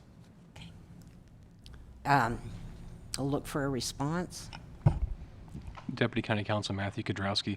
So I think there are some issues of whether the board wants to hear issues on when a person applied, regardless of when that was during the year, and how does that impact the payment of tax. I think there's a lot of individualized instances that could be answered with some ordinance amendments if the board decided to do that. In regards to so an appeals process would be necessary to undertake these reviews. That being said, there are probably some additional review of the ordinance that we could lay out if we came back with direction to say, here's what the ordinance currently says in regards to when taxes are applied. Here's a review of the defined terms, and be able to present that more fully to the board as part of that discussion. So if you could further clarify through the chair, the tax appears to be based on cultivation. Does holding a permit without any cultivation subject the permit holder to the minimum tax? So through the chair, Deputy County Counsel Matthew Kudrowski, there are some defined terms like engaged in business and what that means. And it has actually a long list of what it would mean to be, quote, engaged in business.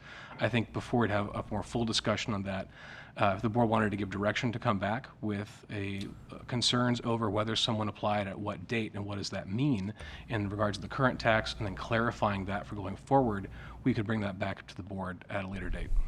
Thank you. Okay. We are going to go to break, and then we will come back with further board discussion.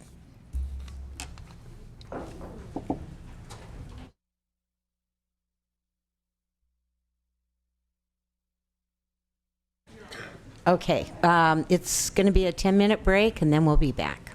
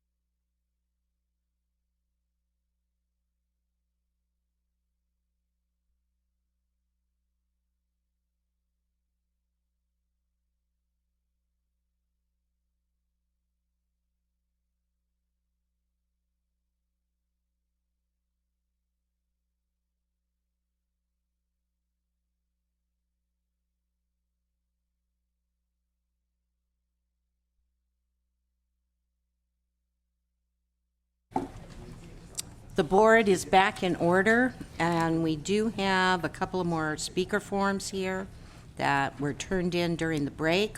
Marty Klein, and Marty will be followed by Monique Ramirez. Marty?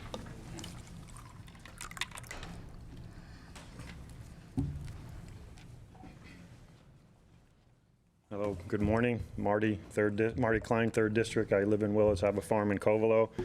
Just wanted to kind of add some stuff here to the appeals process. I know we're not looking at the minimum tax specifically, though I do think it's pretty egregious. If you've acquired your provisional license, you have a complete state application. In that application, you have what's called a premises diagram. On that diagram, which should show specifically what your current canopy is. So from that, I think we could work out an appeals process to be able to look at that canopy diagram. I brought mine. Specifically, I have a 10,000 square foot farm, but I have certified by the state 3,000 square foot of canopy. So I've paid like $2,600 this year. I'd prefer not to pay the other $2,400 if I don't have to. So I'd like to appeal. If there's a reasonable amount of money to appeal, I think that's the route I'd like to go. I do agree with the MCA a letter that they sent you as well.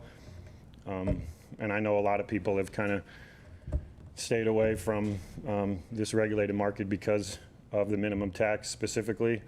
And, you know, I think it's something we should definitely look at. Thank you for hearing me. Appreciate it. Thank you, sir. Monique? Good morning, Monique Ramirez, District 3. I'm just really grateful that we're having a discussion about an appeal process and trying to figure out the ways that we're going to make this work for people that weren't able to cultivate last year. And I just wanted to say on behalf of the Covelo Cannabis Advocacy Group that we're in full support of the memo that was drafted by the Mendocino Cannabis Alliance. And I also personally just want to state that I believe that it's important that we really look at the timing of when these taxes are due based on people's cultivation style. And I know that probably was talked about earlier this morning, but I think it's really an issue that needs to be thought about really clearly because we have different types of cultivation styles, outdoor, mixed light, and indoor. And the times that those crops come in for harvesting and then getting put into the marketplace are at varied times. And for outdoor, it's only going to happen at one point in the season or in the year, whereas a mixed light or an indoor is happening at multiple times throughout the season, or the year. So that makes it tricky to collect a tax if someone's product isn't going to even get into the market until after the fourth quarter. So I really think we should think about that, especially for outdoor cultivators, because they're probably the majority of our license type holders. And I also think that at a later date, having a more thorough discussion about just removing the minimum tax requirement in general should be something that we should all be discussing because of track and trace. And I think in the audience, most people are happy to pay a small percentage to the cannabis or to the county in taxes. I personally am, but I just don't want us to be held to a minimum tax if we aren't able to meet that threshold, because there's so many varied reasons why that can happen, and we have different contracts with our distributors and when we're going to get paid. And so if we just do away with that minimum part, it really clears up a lot of issues. And I just really appreciate everyone's time. I know that you guys have been hearing us for a while on this stuff, so thank you. Thank you, Monique. Okay, I'm going to do one more call for public comment. Seeing no one come forward, it's back to the board. Supervisor McCowan. Thank you, Madam Chair. Well, again, we're here for the appeals process, which I believe we all support, but inevitably it's raised questions of people don't like the minimum tax. Now, during public comment today, we heard a lot of comments about democracy and respecting the will of the voters. The cannabis tax was adopted by a vote of the people, and I think we have to be very careful when we decide we're going to dispense with collecting this tax, which the county does need as a source of revenue to be able to provide all the services that everyone relies upon. So I think we have to be very careful in determining what are reasonable grounds for an appeal and resist the temptation to throw out the minimum tax At the time that we went that direction with the gross receipts with a minimum tax, the alternative was square footage, a dollar amount per square footage of your permit, as many other jurisdictions do. And they impose that dollar amount per square footage, whether you grow any or none, whatever amount.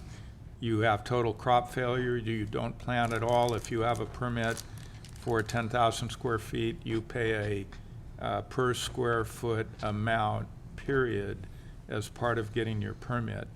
In almost every case that I'm aware of, that would result in paying 2, 3, or 4 times what the minimum tax is here in Mendocino County. Also, the question of the high taxes is raised, and I agree with you. The tax rate is too high in the state of California, and you need look no further than the state of California. So in addition to the sales tax, there's a 15% excise tax. There is approximately $150 based on the per ounce tax. You know, you start adding all that up, you probably do get to over 40%. 90% of that or more is all the state. The county tax is very modest, it's very necessary, and I hope we will resist the temptation to toss it out. It's long past time when this industry pays its fair share. Supervisor Jurdy? So I'd like staff to go over the tax rates in other counties. It's being presented as if Mendocino County's rate of this minimum tax is somehow unusual, but the paperwork I have from county staff shows that, as Supervisor McCowan just said, that there is a per square foot tax, whether cultivation occurs or not. And so I would like to have staff go over this. As I'm reading the report, it shows the outdoor cultivation is $1 per square foot, which would be the same as ours. 5,000 square feet, $5,000, but it also... No, 5,000 square feet is 2,500. Okay, so our rate is half of that, and then it's 4 times that amount for mixed light, and 6 times that amount for indoor cultivation in Humboldt and Lake County. So is that true? Sarah Duquette, Executive Office. As the board will remember through the chair, I would say maybe a month or two ago, we had a cannabis tax item. And that item, there was an attachment there, and it talked about neighboring counties and their tax rates. So we do have quite a few neighboring counties that also have a cannabis tax. Sonoma County, which is a square footage tax. Humboldt County, which is a square footage tax. Lake County, which is a square footage tax. Monterey County, which is a square footage tax. And San Luis Obispo, which is a gross receipts tax, and Santa Barbara with a gross receipts tax. There's also information on the state taxing levels. So is it fair to say that the Humboldt, Lake, and Monterey counties where they're taxing per square foot does in fact involve a minimum tax? Well, if you have a 10,000 square foot permit in Humboldt and it's outdoor, then you're going to be taxed $10,000. At $1 square foot for outdoors, and then for indoors, mixed light It's is $2, which is 4 times our rate. Indoors, it'd be $3 square foot, would be 6 times our amount. According to the paperwork you gave us for Monterey County, it's $8 square foot, which would be 16 times our rate. Is that true?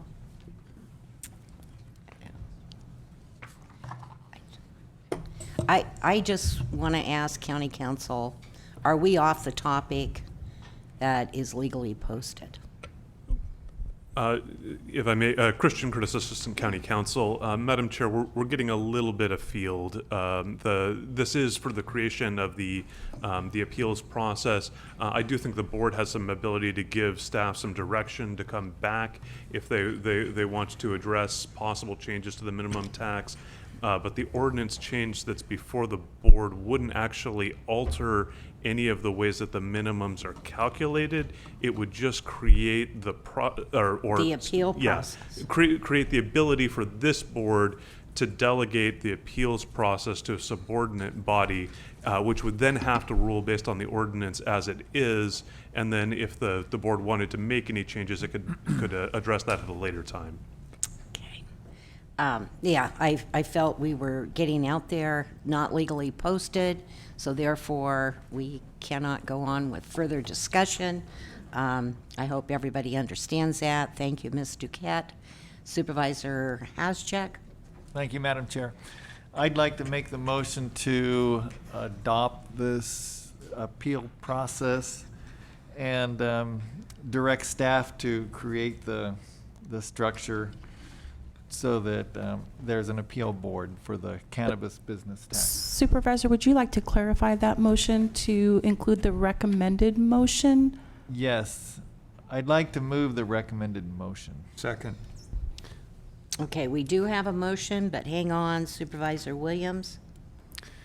I would like to see us give staff direction to come back with an administrative process for weeding out some of what will become appeals where no cultivation took place.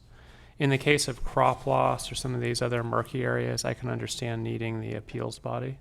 But for somebody who was issued a permit 8 hours before the end of the year, we don't need that to go through appeals. They obviously didn't cultivate, certainly not in the legal market, and it's going to clog our process. It ends up costing the county more, and the cost of our program will continue to grow.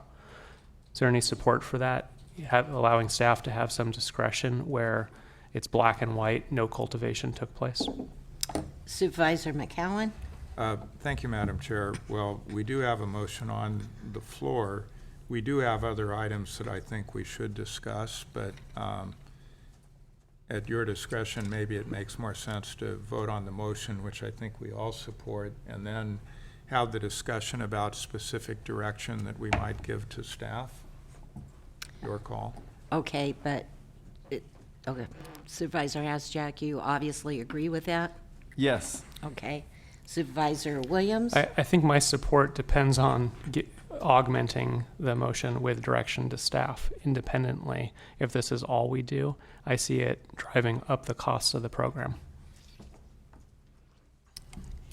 Okay, well, we do have a motion on the floor. With all due respect, Supervisor Williams, we will go to a vote. So we're going to vote by the button. Motion carries with Supervisor Williams dissenting. Okay, so now we're back. Supervisor Hascheck. Yes, thank you, Madam Chair. I agree with what Supervisor Williams is saying, that we should create, look at the ordinance and try to streamline it as much as possible, whereby we're not creating more work for the appeals board. And if we can eliminate some of those things that we know are going to be appealed, where the person obviously could not have cultivated for that season, then we should really look at those and have some recommendations from staff, I think, so that we can eliminate those, so that people don't have to pay the appeal, the fee that we're going to charge for the appeal, because it's going to be ridiculous. Okay, Supervisor McCowan, and then we'll go to Supervisor Williams. Thank you, Madam Chair. Well, the appeals fee is supposed to be sufficient to cover the cost of the appeal. And if we try to build in some other mechanism, I'm not quite sure how that would work. And I know that staff is leery of being given discretion to look at a situation and say, well, gee, we won't be charging the tax on this one, but we're going to charge it on that one, unless there's incredibly clear criteria. And, I do think we have some appropriate grounds for appeal that have been brought forward, but I think it's better to have the appellate body acting in a formal process determine who's eligible for a reduction and who isn't. So I believe Mark Schaefer raised a situation. He has a permit for $10,000. It does appear that he can demonstrate conclusively he only grew $5,000. That'd be legitimate grounds for appeal. Chris O'Bergen, who applied on December 28th, and other than a not more than 100 square feet adult exemption, did not cultivate. He should be able to demonstrate that conclusively. The gentleman that had the diagram from the state that had inspected and approved 3,000, he shouldn't have to pay at the 10,000 square foot level. So those are very clear instances where people can demonstrate conclusively that they either did not cultivate or they did not cultivate beyond a lower permit level. Those are reasonable grounds to allow an appeal, but I think that's what should go through the appeal process. Supervisor Williams. Thank you, Madam Chair. Through the chair, question for staff, and this can be to either the planning director or cannabis program. Is staff leery of being given discretion?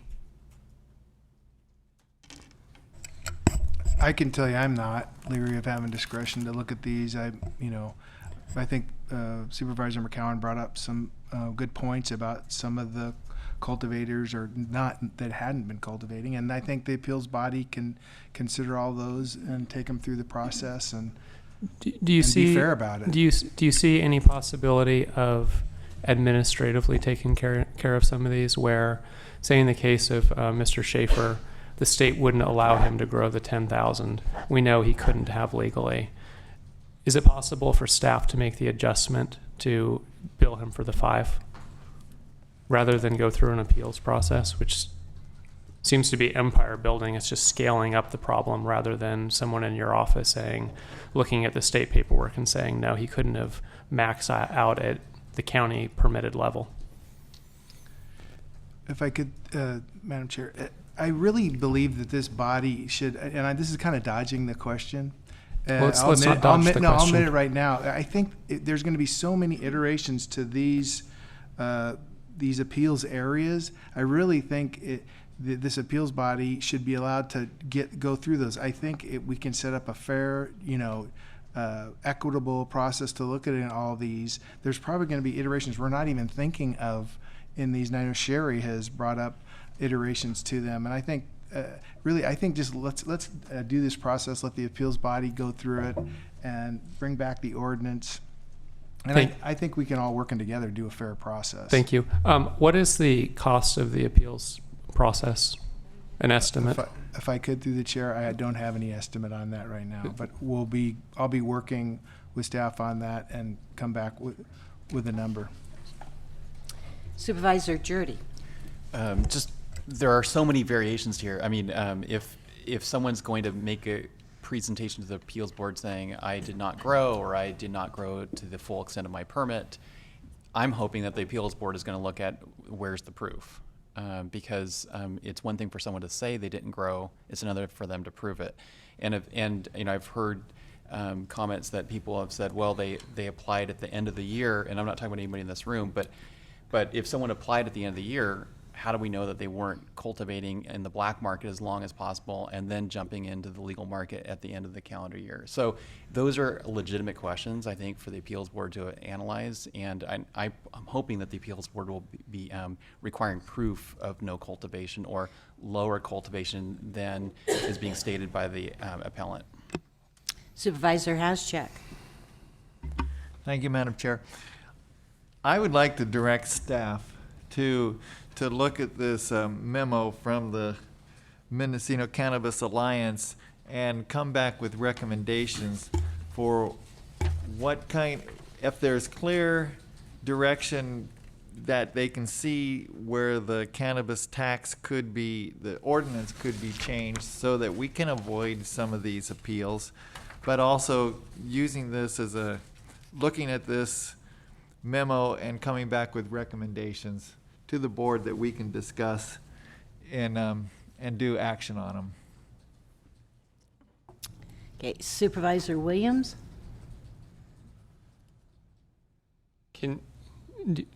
Was direction given on Supervisor Haschak's idea? Not yet. We would have to have a consensus. Should we do that first before my comments? No, I think you can go forward because I think we're going to need to summarize those between all of us and come to an agreement a consensus before direction is given to staff. So in the direction that we give, I would prefer we treat the legal market as legal, right? Prohibition is over. And the idea of assuming that an applicant may have done something in the black market and therefore we need to make sure the county gets its take doesn't set well with me. I think in Mendocino County, we need to accept that the people of the state have decided that cannabis has a legal market. And we presume when someone signs under penalty of perjury that they did not cultivate, that that's adequate proof. I don't think we can ask somebody to come before an appeals body and prove what they didn't do. There's a practical concern there of, do we need photos that they flew over throughout the summer and took photos of their land to show that there weren't any plants down below? And out of general fairness, some people will have more evidence than others. And I don't see how it's a fine concept, but when you start looking at the details, I don't see how it can possibly come together. It'll be a can of worms that opens up even more questions about what do you do with this evidence, and is 30 minutes really enough for an appeal, or does it need to be 17 hours? And we need to cut down the scope of this program. Supervisor McCowan. Thank you, Madam Chair. Well, I think, and I agree with Supervisor Jurdy, who said that the appeals body should consider evidence in determining is an appeal warranted or not. And I think we've seen some examples presented today where people appear to have pretty clear evidence of what they did or didn't do. And I think the appellate body will be qualified to review that evidence and make the appropriate decisions. In terms of the memo submitted by the Mendocino Cannabis Alliance, rather than say to staff, gee, come back and tell us what you think, we do have an opportunity to simply go through it and take a straw vote on the different recommendations and let staff know what we think. There's a number of issues raised. I assume we've all read the material and have an opinion and can state our position. I think that'd be helpful to staff if we did that. And again, staff did ask some specific questions in their memorandum on page 2 of their memo dated today. Yes. Recommendations for discussion. So do you want to proceed in those 2 items first? I think that'd be appropriate. Okay. So 2 issues. 1, section 6.32.150 provides for an appeal of the decision of the treasurer tax collector to the Board of Supervisors, but creates no procedure for the appeals process. Staff requests direction from the Board of Supervisors on the procedure for bringing appeals to the Board of Supervisors, or if the supervisors want to consider alternative methods for appeals to be heard. Staff has prepared a draft appellate body structure attached to this agenda packet, which I'm sure we all have viewed, based on county's existing planning appeals process for consideration as a mechanism to hear cannabis business tax appeals. So on number 1, comment, supervisors. Supervisor McCowan. Thank you, Madam Chair. And the draft appellate body structure is attachment 4. And I'm looking at item 2C. Item 2 lists the recommendations for who shall serve: the CEO or designee, Director of Planning and Building or designee, an Ag Commissioner or designee. And I'm kind of wondering at this point, since the program is no longer within the Ag Department, is it appropriate to have the Ag Commissioner, or, and it may be tricky given that the treasurer sends the bill, but could you have the treasurer or her designee be the third entity on the appellate body, or alternately, could you have county council? Okay, Supervisor, County Council. Thank you, Madam Chair. Christian Curtis, Assistant County Counsel. I would actually advise against both of those. I think that our office is going to be in the position of advising the appellate body, so I think it's cleaner if we're not a member of the body.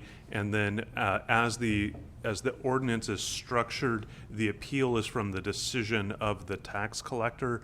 So I believe having the tax collector or their designee on the body would create some potential conflicts. So I would just suggest keeping those two off. And I'm just going to chime in on this. I think it is appropriate for the agricultural commissioner, mainly because if it's crop failure or a diseased crop, I think that expertise may be needed. So Supervisor Jurdy? It will also be interesting to know if the Ag Commissioner is aware of the rates of crop failure in Mendocino County for other crops and whether they are proportionate to the claims of crop failure for cannabis. Supervisor McCowan? Well, thank you. Perhaps we could defer that until we decide if crop loss is grounds for appeal, because I actually don't support that. But I think I do. I don't know about other supervisors. I think we need to get through this one, and that is the first item. Supervisor Haschak? About the designation of the cannabis business tax appellate body. That's the one we're on right now. Correct, sir. Attachment 4. Yes, I'm in total agreement. Supervisor Williams? Agreement. Supervisor Jurdy? And I am also, so that stands. Well, I do have a question of staff. Okay, Supervisor McCowan? The item 4, that the appellate body will create an appeals process and procedure. Again, that just goes to the procedural matters of how it would all be conducted, I assume. So with that clarification, I'm in agreement also. Okay, we'll move on to item number 2. And the creation of standardized criteria for appeals or policies regarding the imposition of the tax would assist county staff in making recommendations on responding to appeals or limit the reasons for which appeals could be filed, including but not limited to the following. And then there are 4 bullet points. Supervisors? Supervisor McCowan? Thank you, Madam Chair. And without getting into the merits of having a different tax structure, those counties that do have a different tax structure collect that tax whether a single seed was put in the ground or not. So they have no allowance, presumably, for any of these items. Again, I think that the reasonable grounds for appeal would be that they only grew or attempted to grow a particular amount. So again, if they only grew 5,000, they should be charged the 5,000 permit fee, not the 10,000 they applied for. So I'd be, again, very conservative on the allowing grounds for appeal, and I would restrict it to proof that they only intended to grow at a lower amount. Okay, supervisors, we have one recommendation. Supervisor Haschak? Thank you, Madam Chair. Yes, I think that, you know, when people can prove that they grew at a lesser square footage than others, then they should have that as something that they can appeal. But I also think that crop loss is real, and that should be considered too. Supervisor Williams? I mean, farmers across the country have crop loss, right? It's recognized. And so the idea that we're going to somehow treat this agricultural product differently, We have a lot of cultivators staying in the black market, and they look at this process and they just roll their eyes and they say there's no way they can get through it.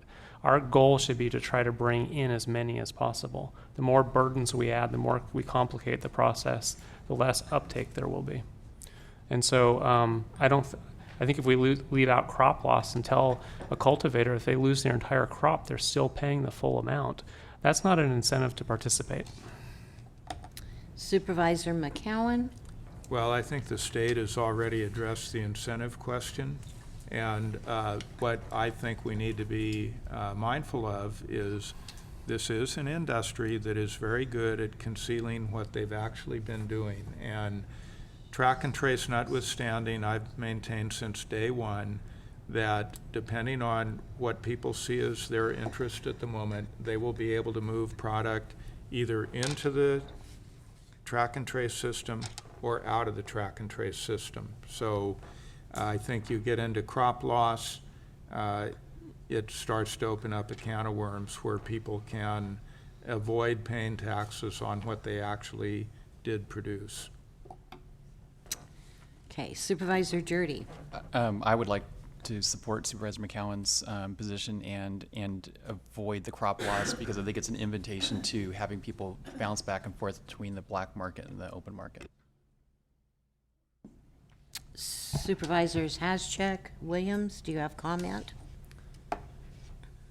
I support the crop loss. I don't think it's our job to deal with the black market. I think that's an enforcement issue, and trying to craft policy to address it is punitive to people who are above board participating in a legal market and have legitimate crop loss.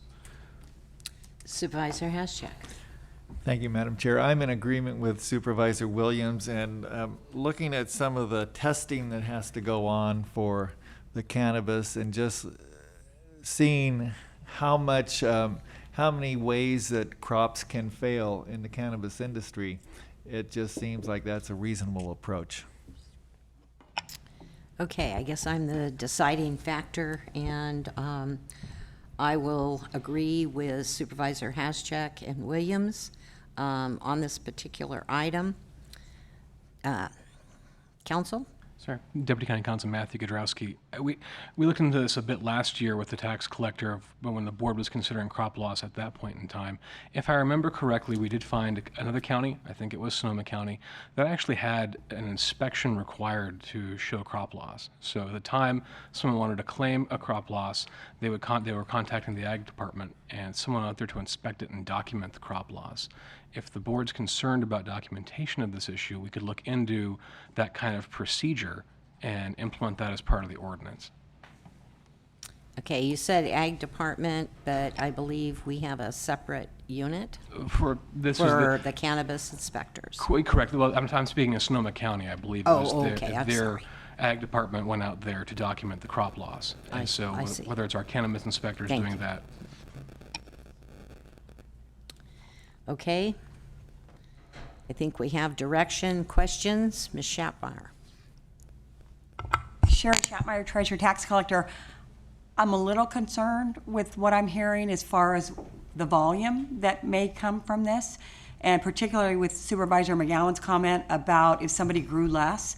That was something that we did look at over the last year. That was a topic that we actually did discuss, and we kind of went back and forth on that, and that was before our two latest supervisors for sure. But the issue is that there may be a lot of those that, as far as that comment where we had a lot of our cultivators, at 1.70% of our cultivators were type 2 in the type 2 category, which put that they could have grown less. You could end up with a lot of appeals by having that as an option, just so you're aware of that. The other option that we have, or the other thing that I'm a little concerned about, is the fact that one of the things that I'm really seeing in talking with staff and in the conversations that I have is that what we're hearing for people that are really interested in the appeal process is they did not grow. They're saying they did not grow. Especially with the December 1st deadline for the state. And I just want to give you these numbers just so you can kind of see what we're talking about. there was 93 applicants that applied December 1st or thereafter. Of those, 18 have paid so far. So there's a large number right there, and I go back to what I've always said as tax collector, we need to treat everybody the same. So I don't know how we're gonna do that with this. I know this is extremely complicated, but I just think that some issues like this, maybe like the December 1 date, maybe that needs to be dealt with as a whole, and so that we don't have 50 appeals from that group that have to be looked at. One of the things that, as we talk about all this, as staff talks about this, is the dates are an issue, because so somebody applied December 1st, and we say, okay, you're not responsible for your minimum, but what about that person that applied in October 30th? They may be in the same situation. So I am a little concerned, what I'm hearing, that there may be a lot of appeals, and you may tie up the planning department with this, as opposed to getting these permits through the process, which is what we really need to be doing. So I'm concerned from what I've heard. Okay, Supervisor McCowan?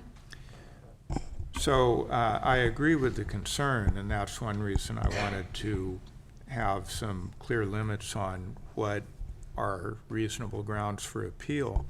But, you know, if the suggestion is pick the December 1st cutoff date, again, I'm confident we've had people that were cultivating the way that they always have, had a full crop, and then waited and came in December 1st and applied. We have other people who were acting in good faith that applied in December who had not grown. So rather than an arbitrary date of they applied on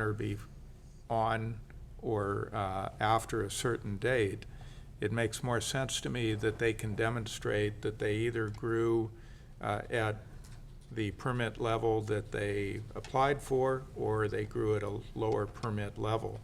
And I wouldn't allow, like in the case of the 3,000 square foot, that person is in the 2,501 to 5,000 square foot category. So we wouldn't be parceling it down. We wouldn't be prorating it within permit categories. You know, based on your numbers, you would fall into one or another permit category. But, you know, I don't know what's more reasonable than for someone to show they actually didn't cultivate at the level they were permitted for. And I'm not sure if you're suggesting something different than that, or? I don't set policy, but I am just concerned with what I hear. The other issue that I have when you talk about a certain size of growth, you know, like as far as if you go from a type, maybe you're not really a type 2, you should be a type 1. So then this type 1 cultivator is going to go through that process. What's the appeal process going to be? Because you've got department heads on there. I mean, there's a process that could be costly. Is that going to be worth their cost? That will be up to them to figure out if that's worth it for them to do that. But to me, there's just a lot. There is a lot. We have seen a lot in our office. There are a lot of variables. I know the board's aware of a lot of the variables. I just hope we can be as consistent with everybody as possible so that we can treat everybody in a fair and equitable manner. Supervisor Williams? Could we ask staff to do some research on and predict how many appeals there may be, and do the arithmetic and come up with a ballpark number for the cost to the county before we move forward with this program? Just give us costs. Are we talking 100,000? I don't have a good sense of what this is going to cost, and I have a sense that if we get the sticker shock, we might decide maybe an administrative process makes sense to sort of cull the herd, cut down, instead of having 50, maybe there's 5 where we really need a body to review, and 45 that are simply people who couldn't possibly have cultivated, in which case we can leave it up to staff to remedy. Okay, Is that a possibility? Is there any support for getting a cost estimate before we move forward? We can talk about it in just a minute, but I think we need to hear from Supervisor Haschek, and I think staff wants to respond as well. Supervisor Haschek? Thank you, Madam Chair. It kind of goes back to the original thing that I said was, you know, staff knows what the situations are out there, what they're seeing, what the people are saying are holding them up. We're hearing it here too. But those dates and some of those things that are kind of, if you're an outdoor grower and you're not getting your permit until December 1st or 31st, then it's pretty obvious that you're not in the system and that we should just be able to cull those. But if staff could come back and say, okay, we think that, you know, December 1st or October 1st or whatever it is a reasonable cut point where we could kind of cut down on the appeals, then it seems like that would be a decision that we could make as a board at that point, saying, okay, December 1st sounds right, or November 1st, whatever it is. But until we have those kind of, it laid out to us, it's hard to move forward. So, staff, comment? I'm going to do my best. My only concern on the, Madam Chair, if I could address the board, Yes. Schultz, Fine Director. This is it's what just we're this looking crop loss issue is, you know, we have a limited amount of inspectors in our program. We just did our budget. My focus is getting the 900 permitted, get them out of the resource agencies, get them into permits. And you can ask Sean, I'm beating him up every day on permits and getting you information on where these folks are with the resource agencies. So my concern is I just want to bring up that, you know, if they get a bunch of appeals, who's paying for my inspections? You know, that I've got staff that have to go out and look at it and confirm if it was there or not. It really, you know, it does open a little difficulties for us. I guess I'll have to lean on code enforcement, and my inspectors will kill me. They're so busy with permits. But, you know, that's going to be difficult, just thinking what I'm watching right now, how we do that. I will try my best. I'm listening to your policy direction. But I just want to let you know that's not going to be an easy one for me to get out there and do. Okay, Supervisor Jurdy? I think we should take a different look at this. One is if the tax rate, and it is a minimum tax, in Humboldt and Lake counties, which are our compatriots here, are 2, 4, and 6 times the rate they are in Mendocino County, we've already cut the tax. So even if someone is paying for square footage that they're not cultivating because they just couldn't cultivate, they're already paying half, 1/4, 1/6, or just a tiny fraction of the rates that they're paying in our neighboring counties. And so I think we're making a mistake if a majority of the board wants to invite a bunch of appeals. Supervisor Williams? I don't think we make the appeals process more difficult to keep the number of appeals down. I think we have to be fair about it. But I do agree, we are opening the door to a whole lot of appeals. They're going to be lengthy. It will require a whole lot of staff members, you know, watching every one of them, processing. And that's why I would like to see us get a cost estimate first. And the cost estimate should be, what does the planning director need so that we don't slow down planning and building or the cannabis permitting? That needs to move forward at the current rate. In addition, what sort of staffing are we talking about to get through the appeals process? Okay, and I will let you all know that for the 18th, we have a full agenda. It's huge. We will again have a working lunch. I don't know if maybe we take a break from this item, have staff then come back to us towards the end of the day.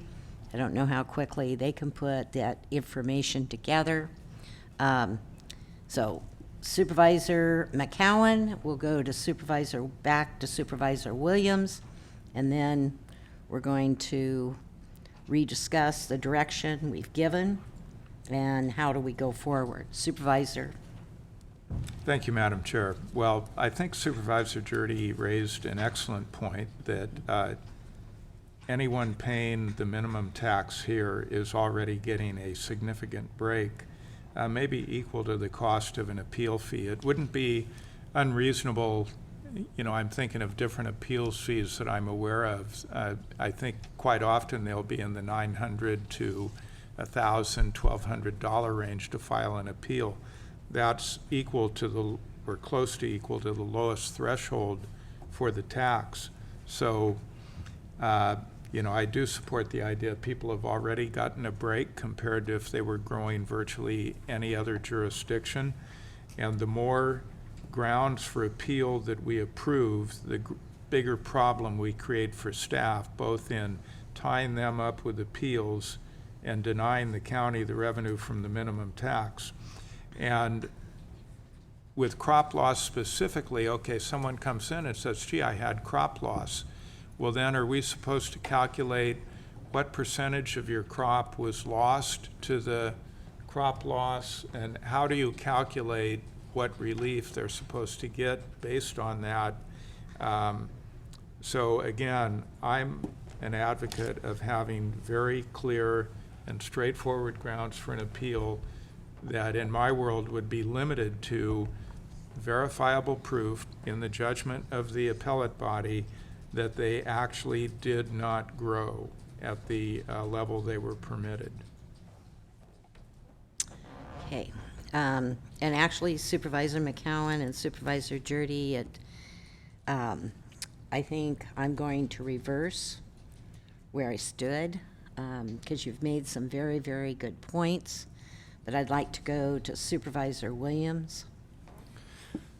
Well, I'm new here, so I completely missed the $1,000 estimate on the appeal. That seems outrageous. You have somebody coming forward saying, I didn't grow, I couldn't have. Look I only had 8 hours. And you're going to charge this individual $1,000 to make the case that in 8 hours they didn't cultivate cannabis? Right? There's some just cut and dry out of general fairness. It's like if we were to send a tax bill to somebody who didn't build the house and charge them $1,000 to prove that they didn't build the house. It's just, it doesn't matter what Humboldt or Sonoma counties are doing with their tax rate. Out of general fairness, I don't think we can be gouging people who didn't participate. Now, you get into some of these other, did they grow good quality weed? And, was it a good year? And I can understand it's very murky and you can't have staff go out there and make a determination. But where they didn't cultivate, there are no plants, you can't ask for $1,000.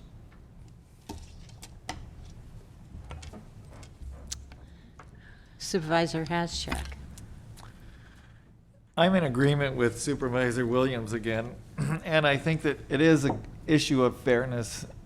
These prices have been set for Mendocino County, and if it's not working and we understand that it's just not a fair situation for people, then we need to respond to that. We're the representatives of the people, and it just seems like that's what we're here to do, is try to make an unfair situation right. And I guess it goes to the minimum tax, is that out of all the people who are in the system, how many have paid and how many haven't paid that minimum tax? We've heard 4%, we've heard it getting up to 6 or 8, or, we're not doing very well with this minimum tax. And if we can at least respond to people and say, we're trying to make it as fair as possible, then I think that's the right direction. Ms. Shatmeyer. Thank you. Sherry Shatmeyer, Treasurer Tax Collector, through the chair. So to Supervisor Hashtak's question, when we first sent out the tax bills for the minimum tax, we actually sent them to 96% of the cultivators owed something. We only had 4% that actually paid their complete minimum tax, 100%, the whole thing. So the 96% may not have been full bills, but they were some, and a lot of them were full bills. I had provided a spreadsheet to the board of all the zeros that we got. We got 60, 70, I think even up to 80% of zero returns on quarterly returns. As of right now, we have sent out 944. Those are permits that cultivators have. We sent out the minimum tax on those, and we have 435 of those that have remitted, and so it's now at 46%. So of that 96% that we sent minimum due notices to, 46% of them have paid, and to date it's $1,447,000. So, you're welcome. Supervisor McCowan? Thank you, Madam Chair. And I think we need to be mindful always that this is a new program. It's been very difficult to create a program to regulate an already full-blown industry. And so the state struggles with that. Every jurisdiction struggles with it. It's completely different from when you are able to put the rules in place prior to the activity starting. Here, we're retrofitting a system onto an activity that was already very widespread. And I think that a lot of these issues we're discussing we're going to work through them in the next year or two. And I think we should be very careful about gutting our tax structure before this industry shakes out and we see where it's really going. We've already set our tax structure at a bargain basement rate, and to further chip away at that only impedes our ability to provide all the other services that the public depends upon. And you talk about fairness. Well, there's an element of fairness to all of the people who haven't been directly involved in this industry, who go to work every day, work hard, pay all the fees and taxes they're subject to, and struggle to make it. So, fairness is a broad topic. Okay, we're going to have to bring this to some type of conclusion. Supervisor Williams? Could we consider prorating the fee so that when the initial permit is given middle of the year, we would treat the minimum tax times 0.5? And if it's the last day of the year, it would be 1 over 365. It would be very easy arithmetic for staff to carry out. And it would add a level of fairness that if you get a permit late in the season, you pay much less of a minimum tax. You had less time to utilize it. Okay. I think you were asking that, Of or supervisors. trying to make a statement, but it appears Supervisor McCowan has a response. Well, thank you, Madam Chair. I do. The timing issues are going to be the first thing to work themselves out. Going forward, people aren't going to be applying December 28th. They're going to either be in the program or they're not going to be in the program. And again, I think rather than create an appeals process that builds in multiple new cans of worms and puts a heavy burden on staff time, we adopt an appeals process that is clear and understandable. Here are the grounds for the appeal. Here's the benchmark you would roll back to, and see how that works. Instead of, we get criticized for constantly tinkering with the program. So we had the issue raised of appeals. We're considering that. It's reasonable to have an appeals process, but we have to recognize there's some people who are not going to be happy unless they are paying nothing, which is what they've traditionally done. Sorry. Okay. I think it's important to move this forward one way or another. I have changed my opinion. I do side with Supervisors Jurdy and McCowan. So it's, I believe, a 3-2 directive. On which portion, Chair? On crop loss or? That is crop loss and, actually, I think it's Well, it's the all whole of it, list. the whole list. Supervisor McCowan? Well, I think, again, if indeed the chair and, we need to hear, I guess, both from Supervisor Jurdy and Chair Brown, but what I've been advocating for is there be clear grounds of appeal limited to the permittee did not cultivate at the level they were permitted at. They have proof that they cultivated at a lower permit level. And leave the minimum where it is. Correct. Supervisor Jurdy? Yeah. And then one thing I wanted to clarify, there was, excuse me. No, go ahead. If I may, there was an issue came up earlier about people who either filed a notice of non-cultivation or they filed to put their permit process on hold. So again, if they did the non-cultivation, I believe part of that process was go out and inspect that they actually weren't cultivating. And if that's verified, then again, they should not have to pay the tax. Sherry Schattmeyer, Treasurer Tax Collector, through the chair. So right now, we have one person that's done the opt-out program that's allowed for in the ordinance. So those are our minor issues. It's the timing issues that are our biggest issues. That's really where I think we need to focus. I think that's where we could end up with numbers that we don't want to go with the appeal process. But those are the numbers. Hands down, I think I've already said this, we are hearing they didn't grow at whenever. They might have applied in 2017, and they may say, the cultivators, we didn't grow in 2018. So it's all over. Those are our biggest problems, as far as what we're hearing that are the cultivators' problems. Withdrawals and denials, we've got 40 right now of cultivators that have withdrawn from the program or they were denied from the program, but they've been in the system. 10 of those have paid. And we are actually telling, if they want to, it's like I said, it's just kind of like all over the map. And I think what I would like to see the board do is take on the biggest issues. And I think Supervisor McGowan hit one of them. We do have the type changes. But even those are limited. Those may be 10 or 15 that are actually not what you're talking about, where they've actually grown less. But we have people that have gone through the process to have a type change. They've gone through the planning department, they've done all their paperwork, they're gonna go from a type 2 to a type 1. Or they're gonna go from a type, the other way around, from a 1 to a 2. We have probably about 15 of those. What I would like to see is, okay, you guys do that, but it goes into effect January 1 of the next year. And that, so whatever type you are, that's what you are this year, starting January 1, then you're the other one, what you are currently. Like similar property taxes, where if you do adjustments on your property, it doesn't take effect right away. On January 1, that's when it'll show on your tax bill. So I just feel like those kind of things, those are the kind of things I'd like to see the board just iron down some really, real directions and policy, and then I think we can run with those.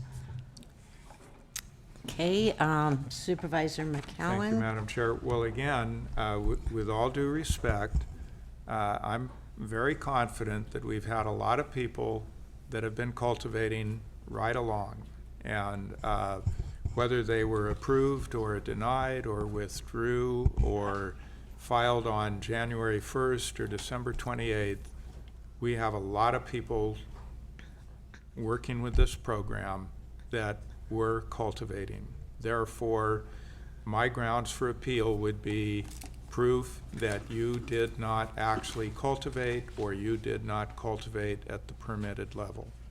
And now there might be some other wrinkles in there with, I changed from this permit type to that permit type.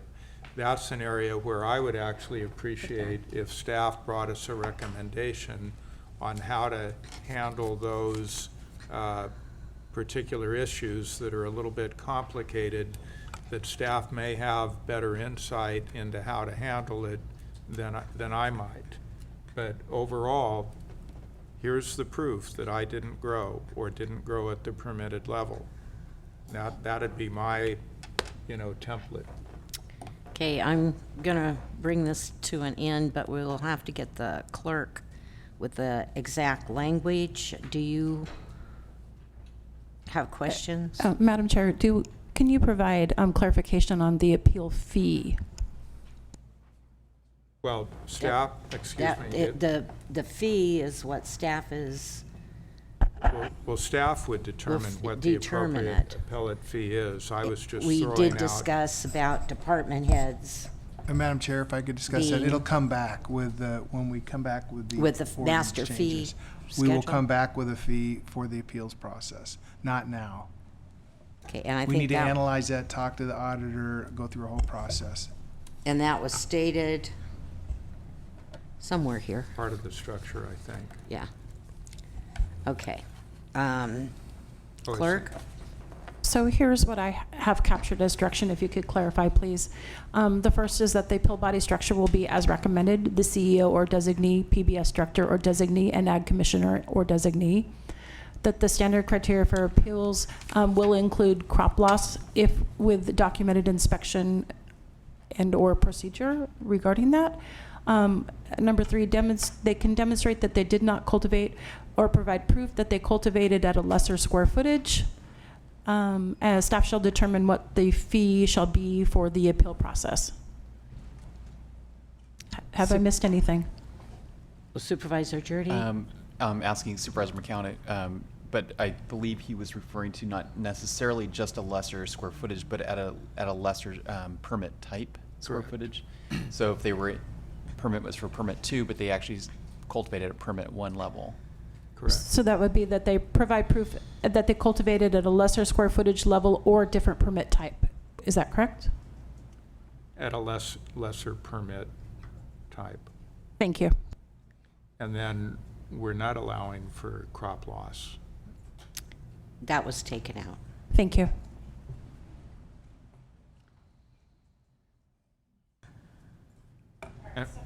So we've designated the body and the criteria, including that demonstrating proof that they did not cultivate or provide proof they cultivated at a different permit type. Those are the, and that staff shall return with the fee. Okay. I believe that's correct. Yeah. Okay. Supervisor Williams? And are we willing to accept the permittee's signature under penalty of perjury as adequate proof that they did not cultivate? And if not, what sort of evidence are we expecting so that staff can offer some guidelines?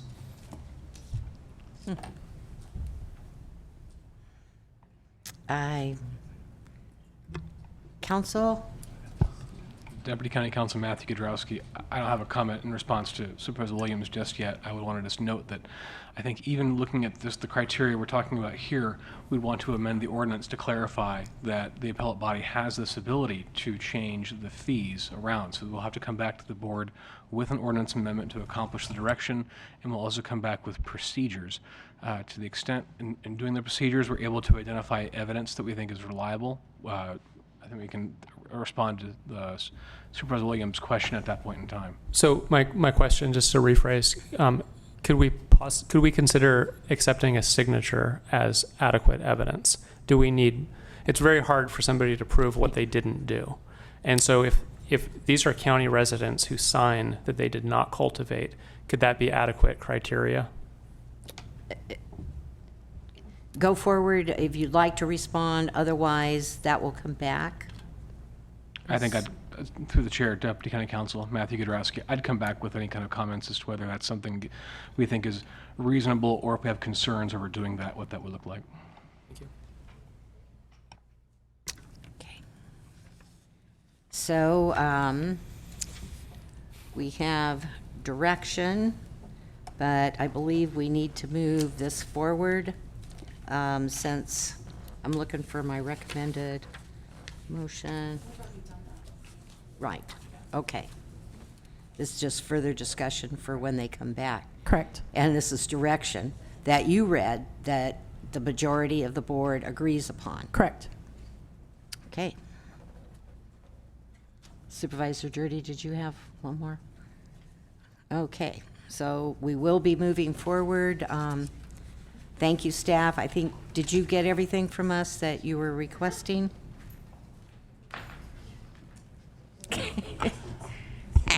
Sherry Shatmeyer, Treasurer Tax Collector. The only issue that I have is that I need to send out a second notice for those that have not paid. And what I was going to do was provide any direction that we got from the board today. They only have 15 days from the date that we mail out a notice to appeal. And so I'm debating maybe I need to not quite send out that second notice, or I mean, the way that the ordinance is written right now, and I know we're going to bring it back, and I think we're going to have some amendments to that, but for right now, it's... Gosh, I'm not sure. Supervisor McCowan? Thank you, Madam Chair. Well, since we're still in the process of adopting an appeal fee and a process, it seems reasonable to me that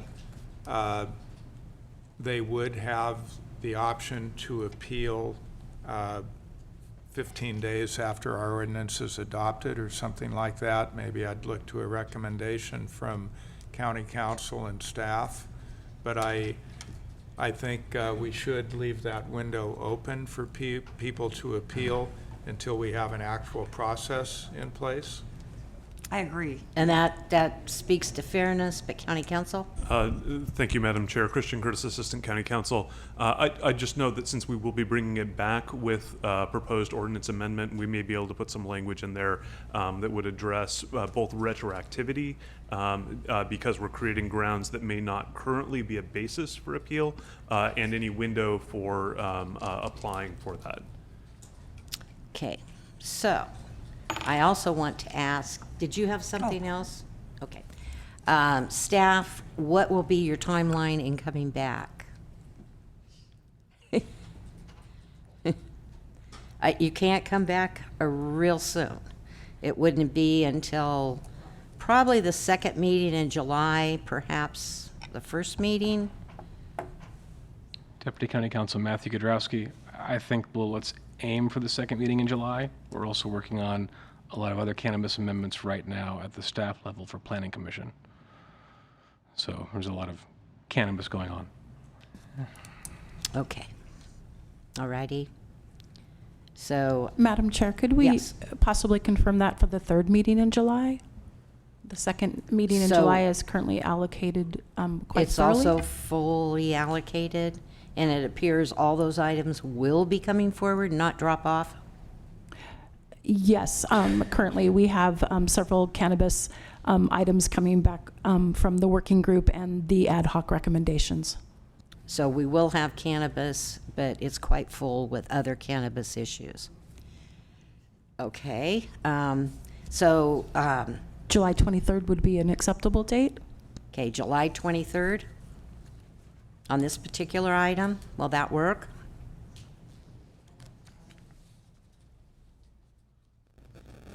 Ms. Schappmeyer, I will not be here. I'm sorry, it's my granddaughter's birthday in Arizona, so the next day, so. And we all know that's Yeah. important as grandparents.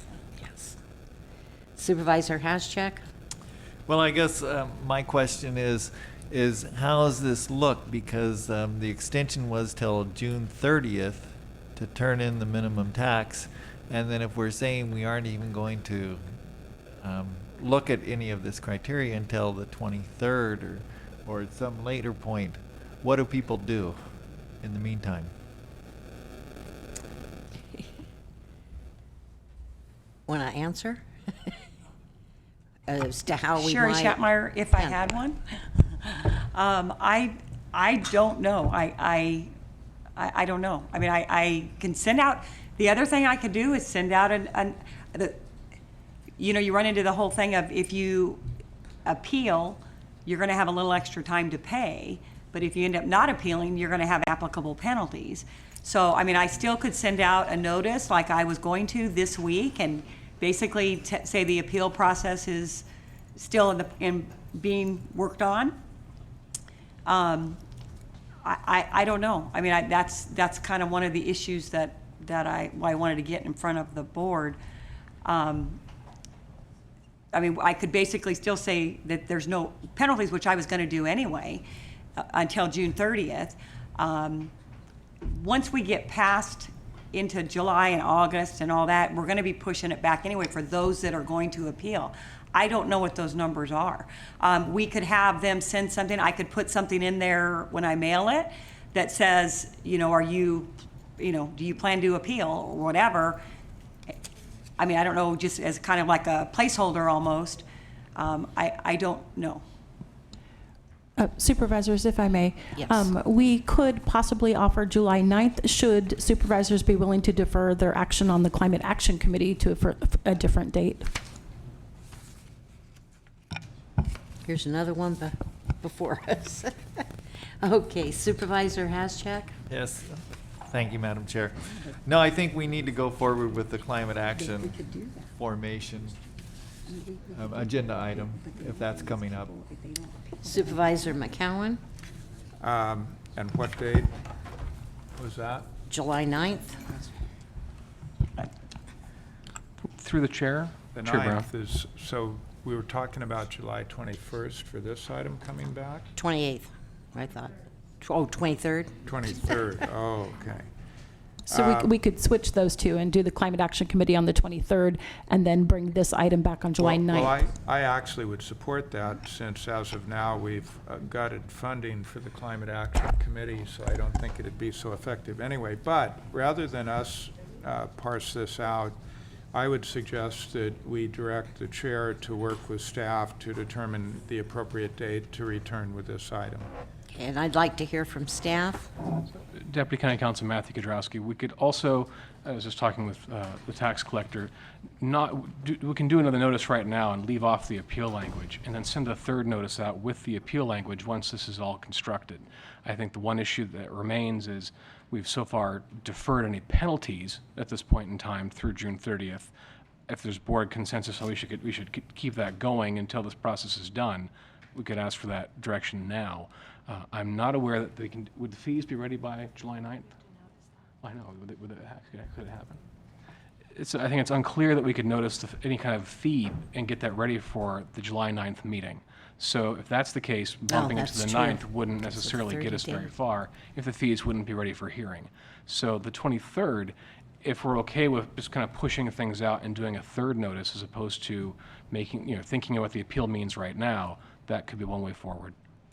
I think that's a good recommendation. Ms. Schattmeyer?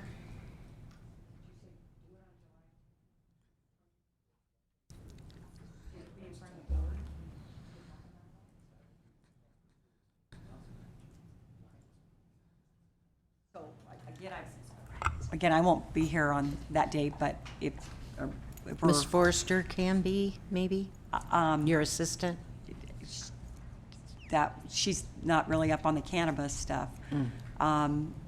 So, but it could be, I think once we get past June 30th, it's not really going to matter. We're going to be into the next fiscal year anyway. What we're trying to do too is get as much in this fiscal year as we can, collection. So. Deputy County Counsel Matthew Kudrowski, we're talking about two different things, I think. One is when this could reasonably come back. And I don't believe the 9th we could do everything, including the establishment of the fee for the whole package. The 23rd was only the recommendation as the next available meeting. So if there's a desire to push it out another week to the next meeting, I'll leave that to the board to decide. The second issue that we brought up was what to do regardless in the meantime. And that was, so the proposal was just to figure out, can we do a third notice and have that notice be the one that actually has the appeal mechanism, and that would go out in 60, 90 days when this process is complete and adopted and effective. Sherry Shetmeyer and I would agree with that.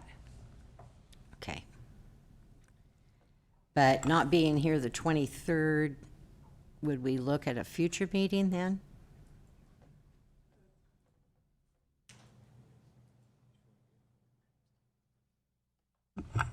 Sherry Shetmeyer, depends if you want me here or not. I mean. Okay, hang on 1 minute. We have two supervisors that would like to chime in. Supervisor McCowan, and then we'll go to Supervisor Williams. Well, again, I would be comfortable with the chair working with clerk of the board and staff to determine when this item comes back. In terms of penalties, I guess that one approach is you pay your tax, and then when we have the appeal process, then you can appeal. The other option would be to say we are not going to impose penalties until we have an appeal process in place. That would encourage people not to pay their tax. It would also encourage staff to get this item back as soon as they can. Supervisor Williams. Yeah, I had an idea. We could meet another day that's not currently scheduled. This seems like a high priority item, and as does climate. The climate can't afford to wait. None of our items can. And so could we just yellow in another day as soon as staff That can would get. mean that we'd have to bring forward a change to our master calendar. So I think we're okay in what is being suggested by staff with no penalties. I do believe other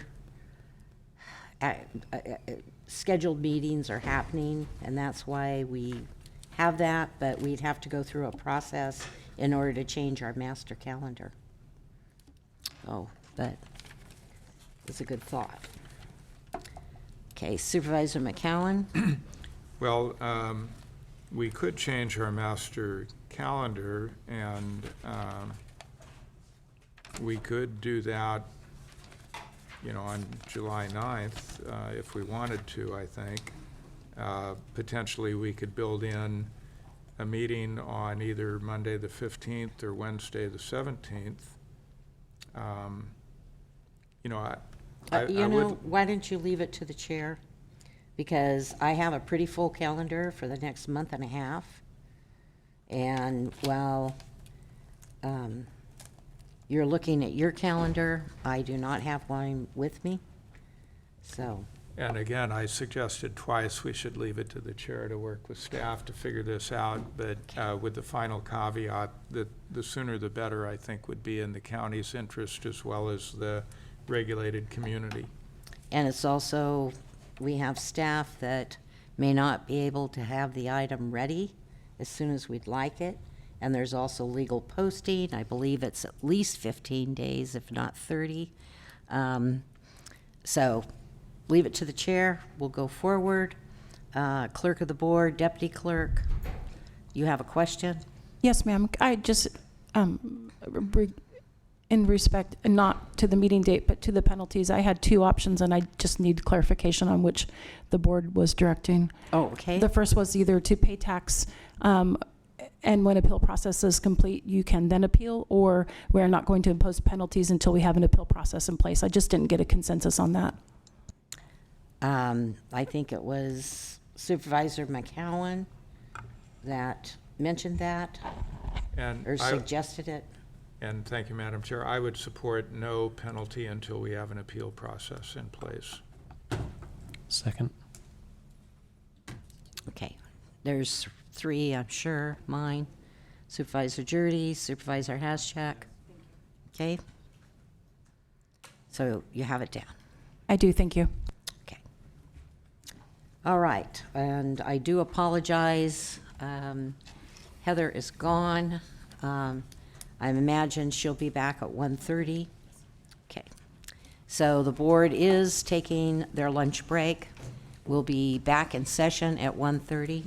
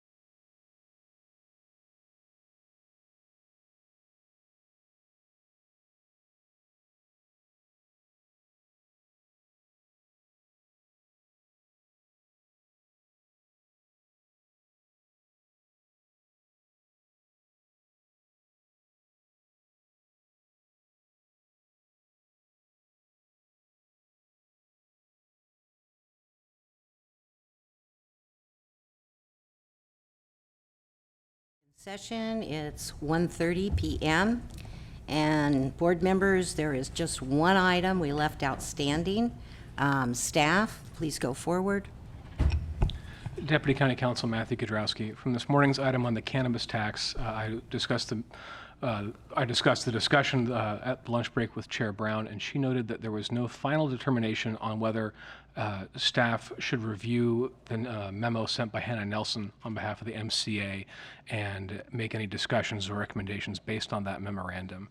So at the moment, I wanted to ask the board, after speaking with the chair, if the board wanted staff to review the Nelson / MCA memo and come back with either responses or recommended changes or not. I did manage to speak with Ms. Nelson over the lunch hour, and she's more than fine if we deal with it as going forward. Supervisor Haschak. Thank you, Madam Chair. Yeah, I think it would be a good idea to go over it and certainly look and consider what is in the memo. I think that there are some of the points that we kind of didn't get to this morning, and so I just think proper consideration would be appropriate. Thank you, Supervisor. Supervisor McCowan. Thank you, Madam Chair. Well, I don't mind if staff takes a quick look at that memo, but I think we need to be mindful of the workload that we do place on staff, and I think a lot of her requests would go to setting up a different process than we typically have. So things like the 15 days to take action, you know, if that's what we do for everyone else, I think that's good here. Payment due and payable immediately. I don't think that means you get penalized the day of the hearing if you don't write a check that day, but that would start the clock running for a penalty phase, I would imagine. So again, I think we should be staying with our standard procedures. And one thing that I thought had merit, which I would expect would be part of the process, was that the appellant state a cause of action for their appeal, you know, which again is probably a standard procedure.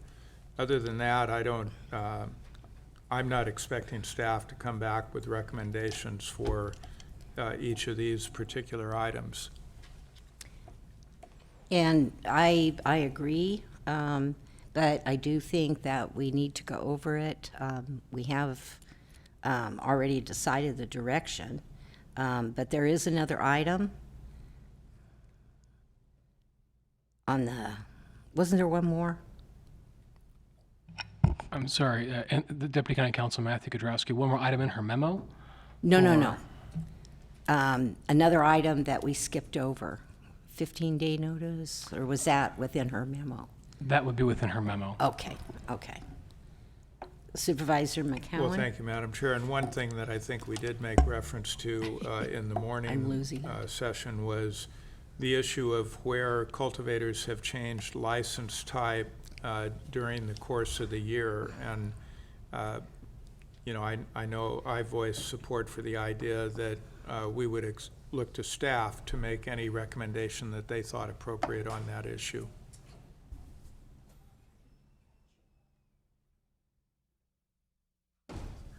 What's that, Carla? I was just commenting on Supervisor McCowan's previously stated direction. I did not capture that as direction earlier in the meeting today. Okay. Supervisor? Well, there's one item here regarding cultivators that changed license types in 2018, and what is the appropriate way to deal with that. I think staff is qualified to consider that issue and incorporate their views into the recommendation they bring back to us. So Deputy County Counsel Matthew Kudrowski, through the chair, that's from her memo, correct?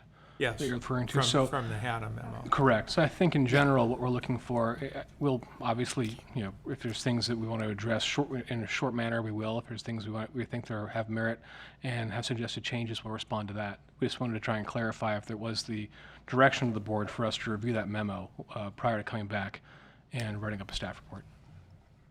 So just confirming, is that a consensus on that? Yes, I think so. Yes. And for the listening public, we're talking about the memo from Nelson that's a part of the public record, and it is the first page, item A, time for appeal, that we just discussed. So, okay, we're moving forward with the next agenda. Thank you very much, staff. Sorry to make you all run back. Oh, Hannah, I didn't even see you there. But thank you, I was clarifying that. Thank you. Yes.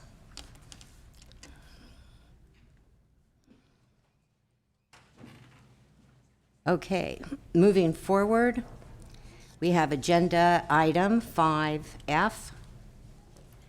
Discussion and possible action, including acceptance of presentation from the Economic Development and Finance Corporation, EDFC, including an update on economic development and broadband strategic plan, implementation. The executive office is the sponsor. How do you want to go forward? All righty. Heather, you're on. Please state your name for the record. Thank you, Chairman Brown. Good afternoon. I am Heather Gerwitz, Executive Director of Economic Development and Financing Corporation. Thank you all for having me here today.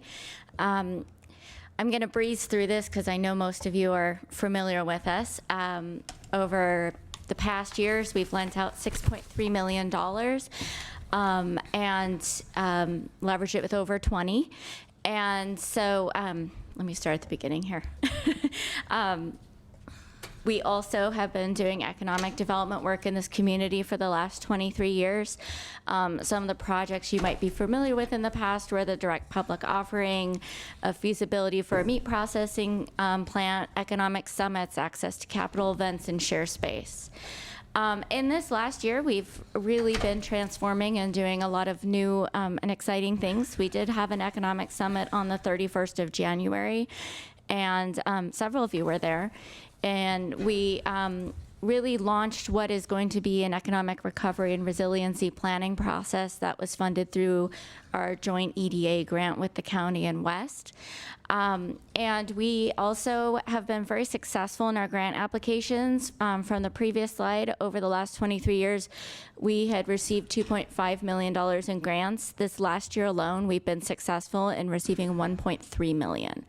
And we will continue to work at that and do everything we can to leverage our local dollars as we're moving forward. We still have a total of $423,500 of outstanding grant applications, and we are hoping those will come in our next fiscal year. And the other piece that you all know we've been engaged in is the digital infrastructure planning and implementation. And one of the big things that we were charged with was coordinating economic development. And so we've taken a very active role this year in acting as the liaison with the Sonoma-Mendocino Economic Development District. And we're in the process of actually increasing that. You are again aware of that program because you recently approved using our funds as match so that we have more access to their resources. And that's actually more than just funding. Sonoma County has a very large staff for their Economic Development Board with years of experience. And they are very kindly offering support in terms of sharing some of that knowledge and experience with me so that I can bring that same level of sophistication to Mendocino County in our services. We also are participating in the Workforce Alliance of the North Bay, Healthy Mendocino's Poverty Action Team. Me and Marianne from West both presented at the California Economic Development conference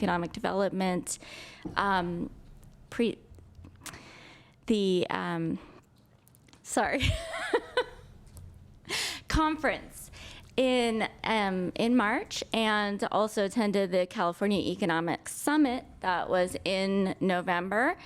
And we're also, I hope that you've been reading the quarterly reports that we started putting out on the economy.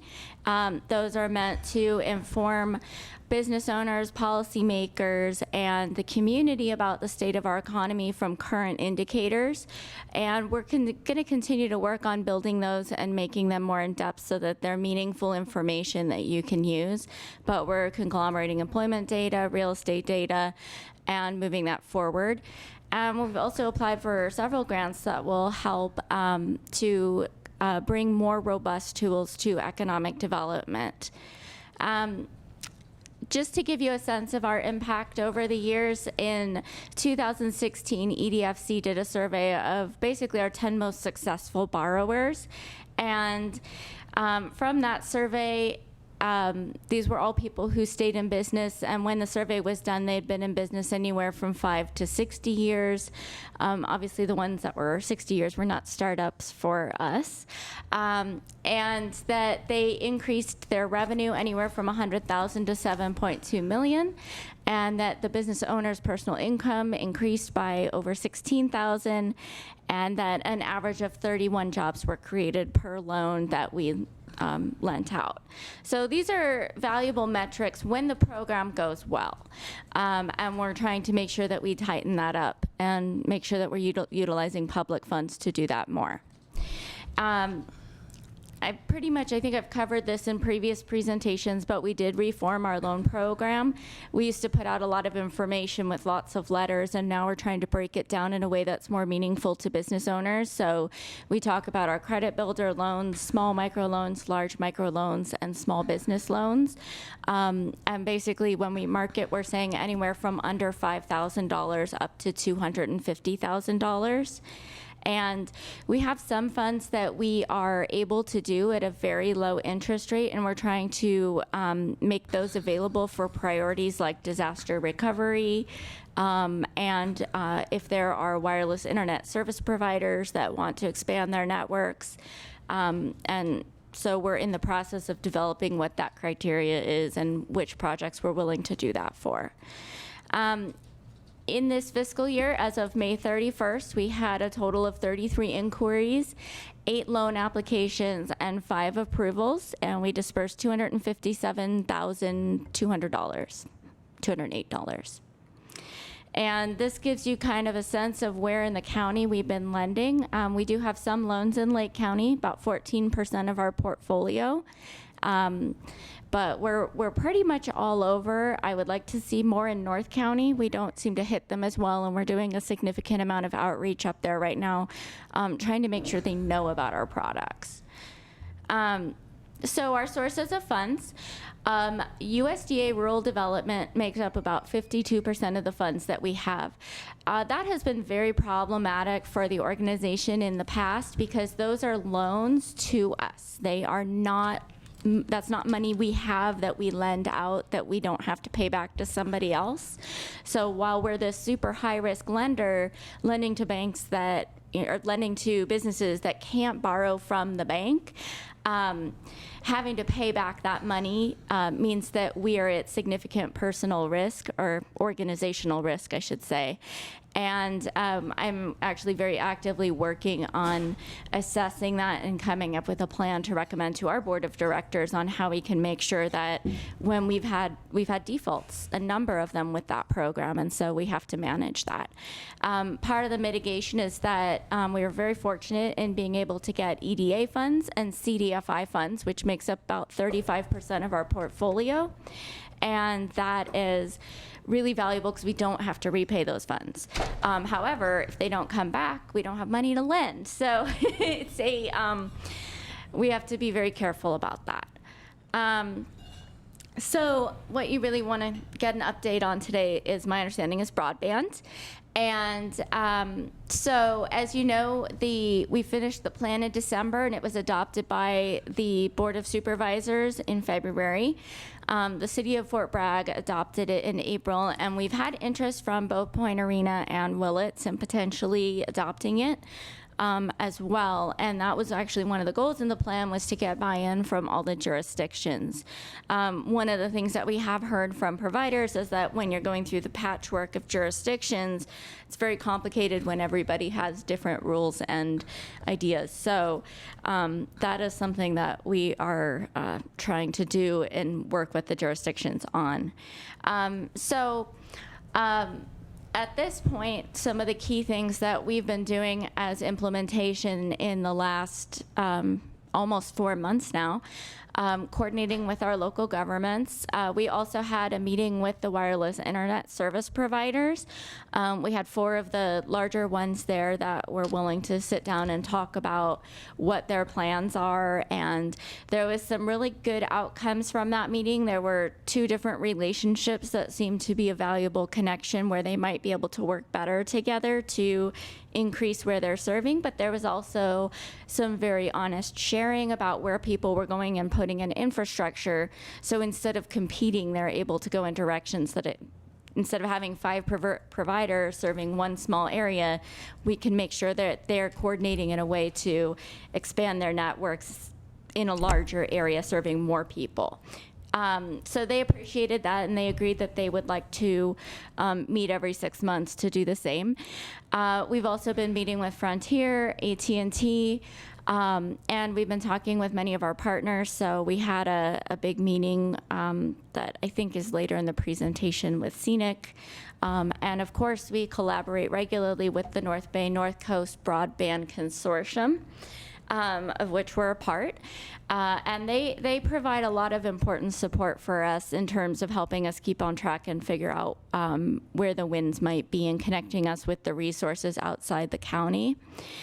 Grant applications was another piece that we were charged with, and we did work with the NBNCBC, North Bay North Coast Broadband Consortium, to develop the 3-year action plan and put together the application for the California Advanced Services Fund through the CPUC.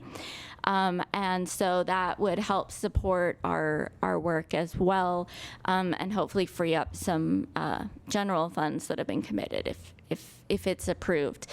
And so we're working on that. We also, in partnership with the county, submitted for CDBG to do a study to figure out how we can make sure we make our high-speed internet available to all families of all levels, because children who are in poverty, who are already being left behind in many ways, not having access to the internet compounds that problem, creates an even bigger divide. So that's one of the things that I think we're extremely concerned about, and that when there's not a program that's federally mandated or corporate-wide, because people are on these wireless internet service providers who can't afford to offer cut rates, we have to find a way to make sure it's accessible to them.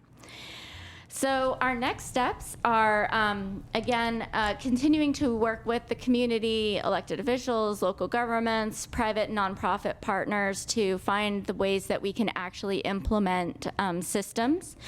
And complete feasibility studies. So one of the big things is that we are talking about, when we first met with our internet service providers, the WISPs, the small ones, we said, where's the low-hanging fruit here? Like, what's just out of your range that it's not feasible for you to do alone, but if we helped you, you might be willing to do it. And through that process, working with these guys, one of the areas that was identified was Road 409. And some of the initial pieces that we were told about that project, of course, when we vetted it, didn't turn out to be so.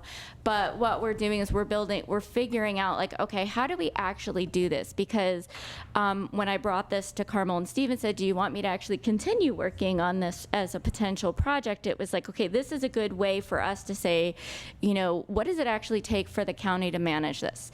Is it going to be under facilities? Is it going to be under IT? Who has to build it? What kind of costs are there for maintenance? And how do we make that all work out? So we're using this initial project as a means for doing this. And we plan to do several more in the next year. And I already mentioned the feasibility study.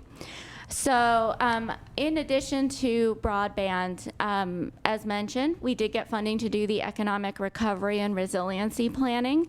And we are in the process of designing how we're going to go about doing that in a meaningful way in this community and really engage people. And again, we're going to be increasing our participation with the Sonoma-Mendocino Economic Development District. We have lots of money to lend out right now, so we hope to make many loans. Sometimes that depends on capital markets. We There are some economists who are predicting there'll be a softening of the economy in the coming year, and so sometimes that's actually, if it's not too soft, it's better for us, because if the banks tighten up a little bit, that's when they send them our way. Right now, capital markets are very loose, and so we are out there, but we're not getting as many viable applications. And so, again, increasing economic development tools. We just did a workshop on OpSites, which is part of the state of California's Opportunity Zone strategy. And the purpose of the site is to create a network of economic development projects in different areas and help connect with investors on those funding. And that workshop, it was a webinar. It's available on our website. So if you missed it and you'd like to go see it, it is there for you. And I'm hoping that we can utilize that to help us build our network here in this large county that could use a few more coordination tools. And so, and again, this is where we're headed and what we're going to keep working on over the next year. And I kept it really short because I know you've had a long meeting, but if you have any questions, I am very happy to answer them. Well, first, I really appreciate the presentation. I had forgotten about all that EDFC does. I've never served on it as an appointment from this board. So this, I think, is really wonderful for you to come forward and go over what the scope of work is for the agency. Supervisor Haschak. Thank you, Madam Chair. Thank you. Yes, I'm on that board of EDFC and proud to be on it, and Supervisor Williams too. You were talking about coordination tools, and what I see in the county is a bunch of entities working on economic development in different ways. And I was just wondering, do you feel like we have a sufficient strategic plan for economic development countywide? So there's a mixed bag to that. I think we have a really good regional plan with the Sonoma-Mendocino comprehensive economic development strategy. It's very broad. It kind of covers everything. There's nothing in there that's like not Mendocino relevant. However, it's not what Sonoma County adopted, which is strategic Sonoma. We need strategic Mendocino. And so I think there is work to do there. And even though we have the funding to do an economic recovery and resiliency plan, there's a huge amount of overlap where that work can very much work towards creating an overall strategy. Because when you think about an economic development plan, the whole point is that it needs to be resilient, and whether or not the impetus for those funds was the Redwood Valley fire in 2017, although I would say that's not necessarily what our economy is recovering from, although I think it needs to recover. So I think there's been a huge shift, and that's what we're hearing from a lot of people, in that there's less cash around. So, Supervisor Williams. From the data you've reviewed, what do you think we are recovering from, and why is there less cash around? So I think there's been a huge shift in cannabis is a major industry here, and it always has, well, not always, but it has been since I've been here, so, which is 10 years, and I know it's been longer than that. And I think there's upheaval right now. I don't think the dust has settled. I don't think that's the board's fault or even the state's fault. I think it's just you have something that's a massive change. And I think we're still grappling with it. The fact that it's still federally banned is a problem for it becoming 100% legitimate. I mean, when you talk to them, you find out, okay, you can't even declare expenses for this business on your tax return, and you're paying your taxes on gross. Like, that's not like a normal business situation. That said, I mean, you guys, I sat through the last session, so I know you're faced with some very complicated issues, but I think we do have to look at the future and figure out where we're gonna go. And it's not just cannabis alone. I would hold that we haven't recovered from the loss of fishing and logging still. I don't think that what we have in tourism has compensated for the loss of some of those natural resource industries. I think we're still in that process. Supervisor Haschak? Thank you, Madam Chair. Yeah, I met with Senator McGuire last Friday, and Tony Crabb, who started the Sonoma County Career and Technical Education Foundation, and he's still on the board. And we had a good discussion about what we can do in this county as far as career and technical education.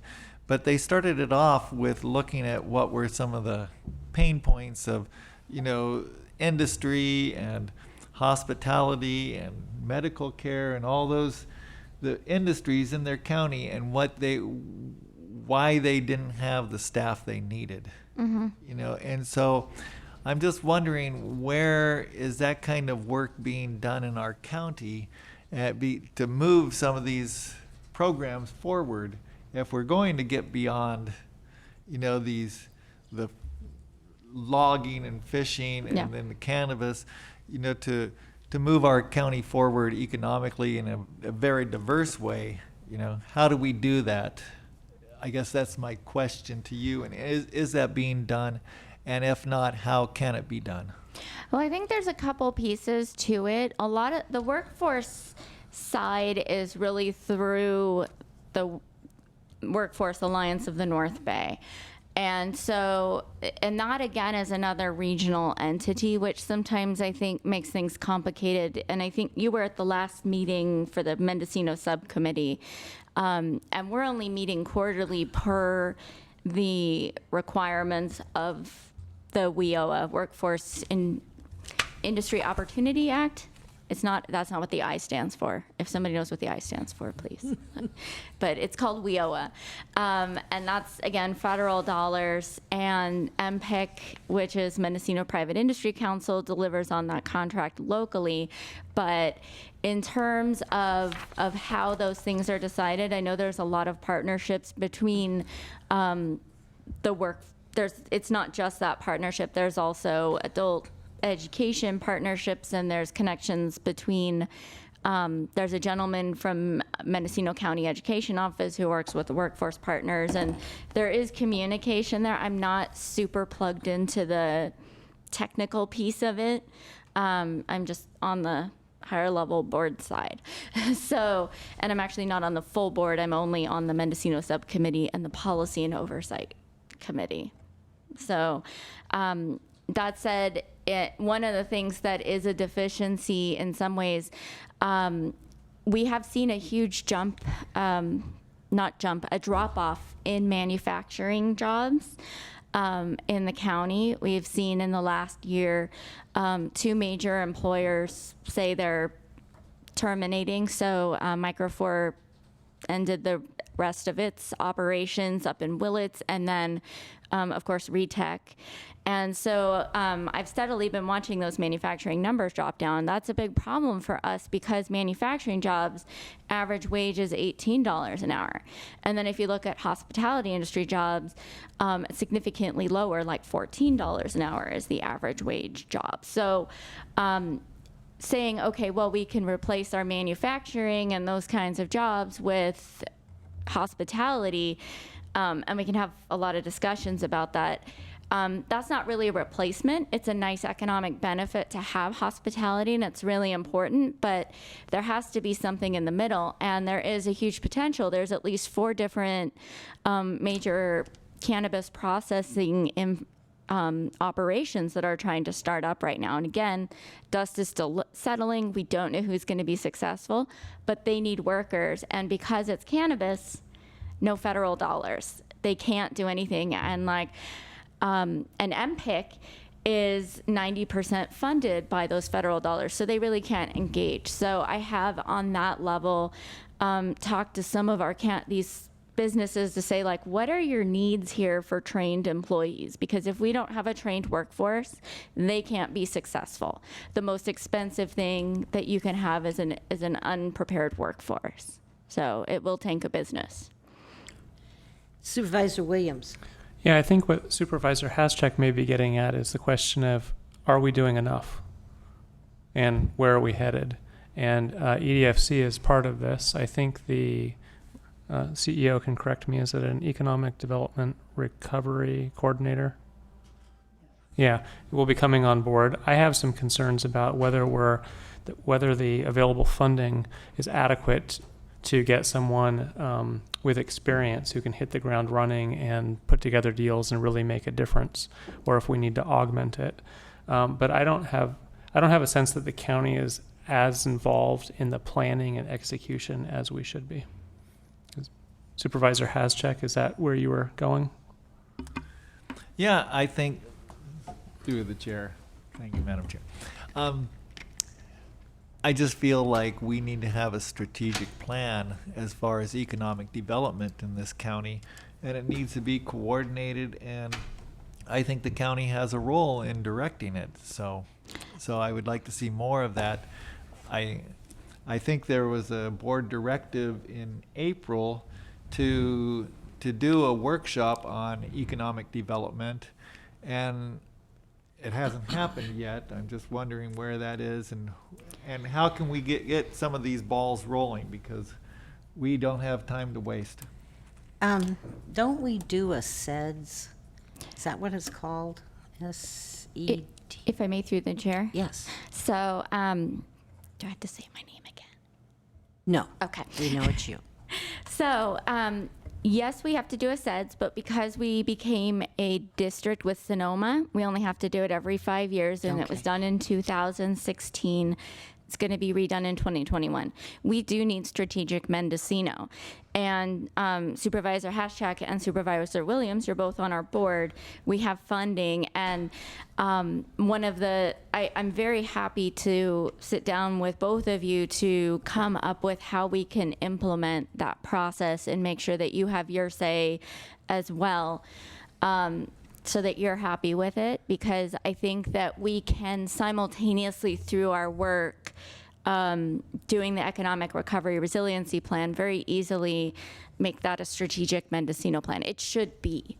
And so I'd like to make sure that it meets your needs as a board. That's critical. If it doesn't, then I wouldn't feel good about that plan.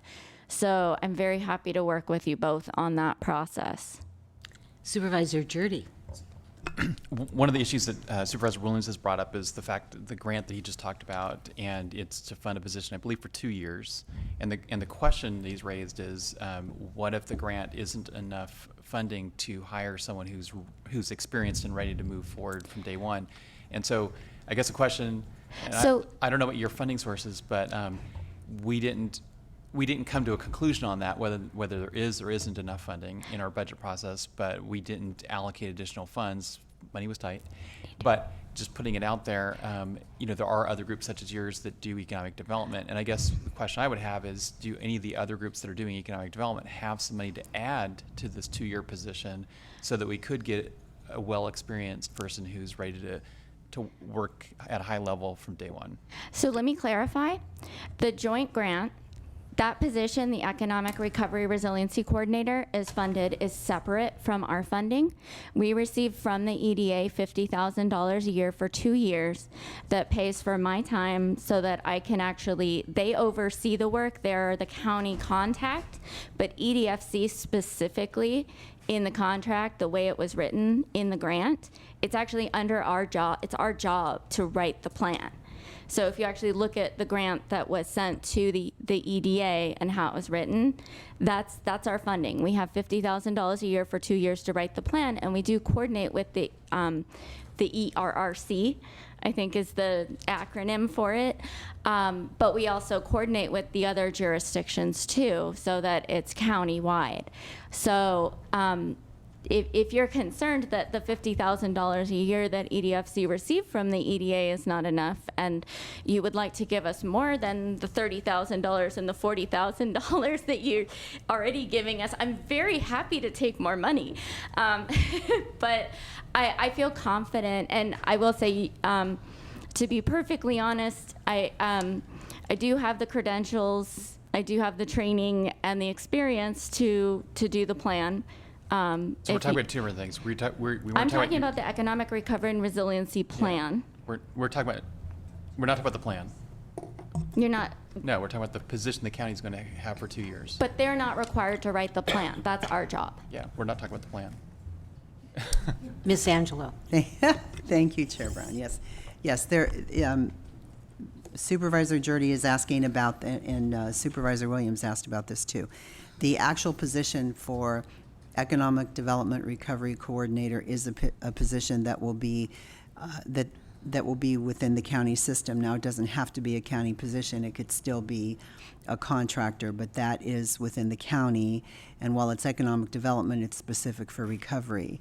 EDFC and West Company both, I believe, got $50,000 for 2 years, and that is for a plan. What we were thinking was that years ago, we actually had an economic development coordinator within the county system. And when the economy tanked, we eliminated that position at that time. So this could be the startup of that position again. But again, the funding for this is specifically to build some economic development around recovery. And we wrote the grant for that, and Deputy CEO Darcy Antle is in here, and she came in on this item. So Darcy, I don't know if there's any comments you wanted to make or anything you wanted to add. But regarding your number one question of both of you, of is there enough money to hire an experienced, high-quality person, this was the money that we received. So if we were going to increase the salary, we would have to put general fund to it. But again, it's quite possible that this position, contract, could be over in the planning department under Brent Schultz, which was something that we had considered when we wrote this as well. And so given our planning director's experience with economic development, that may be the best place for it. We were not considering putting general fund toward this position. If I could just follow just briefly. So yeah, so the question I was just trying to pose, is there another entity out there other than the County of Mendocino General Fund that can provide that supplemental money, assuming that there is some additional funds that would be needed to hire a more experienced person? So that's the question. So it may not be EDFC, but there are other entities out there in the county. And so the question is, does someone have some deep pockets that are deeper than the counties that can help supplement this grant? I'm not sure, are you asking me or Heather or both of us? Because if you're asking me, I can tell you today, I don't know of another source. That doesn't mean that we're not looking and we won't continue looking. But as of today, this is the money we have. I don't know if Heather has any other ideas. And again, Darcy's here, and I don't know if Darcy has anything to add. I can tell you from the fundraising that I've been doing over the last year that everybody wants you to do something for money. So it's pretty difficult to raise money for economic development, but one of the things that's been in our contract is applying for grants, and we do that. So I will definitely keep an eye out for any funding that may come up in the future. Okay, thank you. Righty. Public comment I'm going to go to. Does anyone from the public want to comment? Seeing no one come forward, I think we're ready to wrap this up. Anything else, Heather? Thank you for your time. All right, thank you. And thanks Supervisor Haschek and Williams for your service on EDFC. All right, moving forward. I think we had it last week. We do not have a chief executive report. That's right, Chair Brown. There's no CEO report today, and I don't believe that there is a legislative report either. Okay, so board members, supervisors reports. Who'd like to go first? Supervisor Haschek, I can see you mulling that over. Well, seems like I always go first on these reports, Madam Chair. Let's start the other way. We'll reverse direction. Supervisor Williams. Yeah, I attended the EMCC meeting, and this was the last informal meeting. The next one will be with the officially appointed body. And I was pleased to see how well the EMCC is functioning.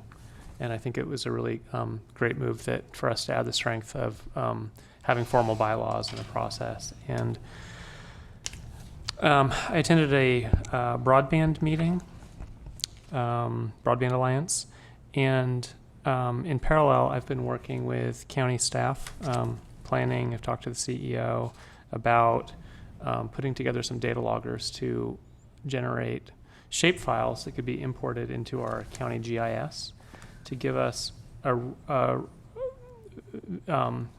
map of where we have coverage. And today we're working off the carriers' data, which is not very precise, not always accurate, not always forthcoming, especially during the permitting process of new towers. And so given that we have county vehicles traversing across the county, this will give us a very inexpensive way to capture the data and visualize what we're working with as the starting point. I think it'll help EDFC and the Broadband Alliance, and it may help with emergency communications. And so I'm doing a lot of the work, but I'm making sure that I don't put a burden on staff, trying to limit it so that they have something they can just import as a layer. The climate ad hoc hasn't met again, but we'll be bringing a proposal forward. And I would like for it to be unanimous. I think it's very important that given how critical the climate is, and in consideration that it's a global problem and we're not going to solve a national problem here, we still need to do our part. I don't know that the $7,500 we allocated during the budgeting process is adequate to get us where we need to be. And I would rather not see it be a split vote. A 3-2 doesn't send the right message. I think we want to find a compromise where all 5 of us are backing a proposal. And given that Supervisor McCowan has put in a great deal of effort on this and I are on an ad hoc, we can't go talk to the 3 of you. And so I think this would be a good time to get some input on how you would like to see us fine-tune so that we can bring something back that you would find acceptable. And one idea I had as a starting point is if we could look at the intersection of addressing climate issues in county government where we're simultaneously addressing reducing the cost of operations, the effort may pay for itself. It may be more palatable for all of us. And there's a lot of areas, transportation comes to mind, where the climate group, well-funded, could reduce our fuel exposure. Supervisor McCowan. Thank you, Madam Chair. So the library did have its summer reading kickoff program at Alex Thomas Plaza, and there were a lot of children present engaging in a lot of different activities, so that was very positive. Todd Grove Park recognized its centennial under public ownership. Todd Grove existed for probably decades prior to its acquisition by the city, due largely to the fact that it was under threat of logging at that point. So anyway, centennial celebration, again, lots of activities for children, a lot of community members present. That was a good celebration. I have a lot of thoughts on what Supervisor Williams said regarding climate action, but I think we shouldn't really get into a discussion on that. No, we should but not. I will say more will be revealed, and so we'll probably have some options before us on June 18th. Also, Supervisor Williams and I have... Point of order.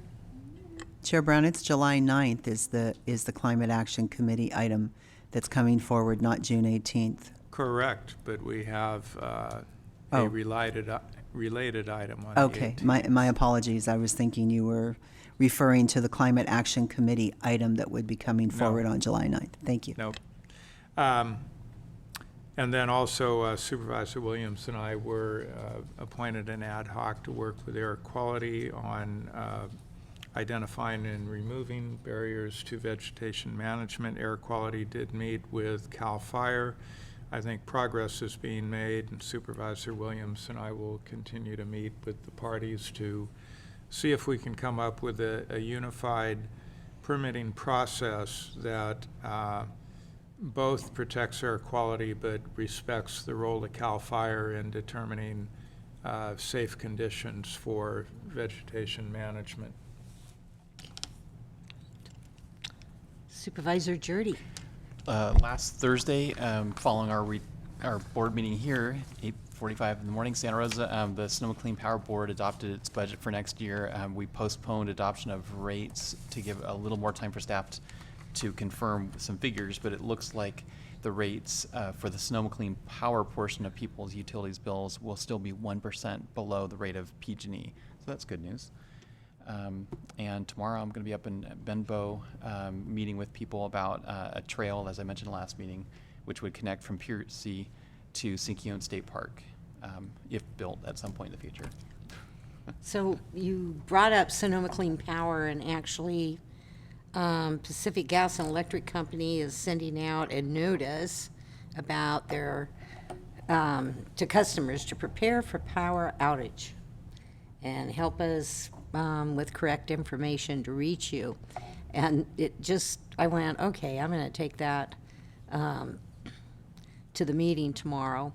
And so what is Sonoma Clean Power doing? Are they sending the same notice out to their customers?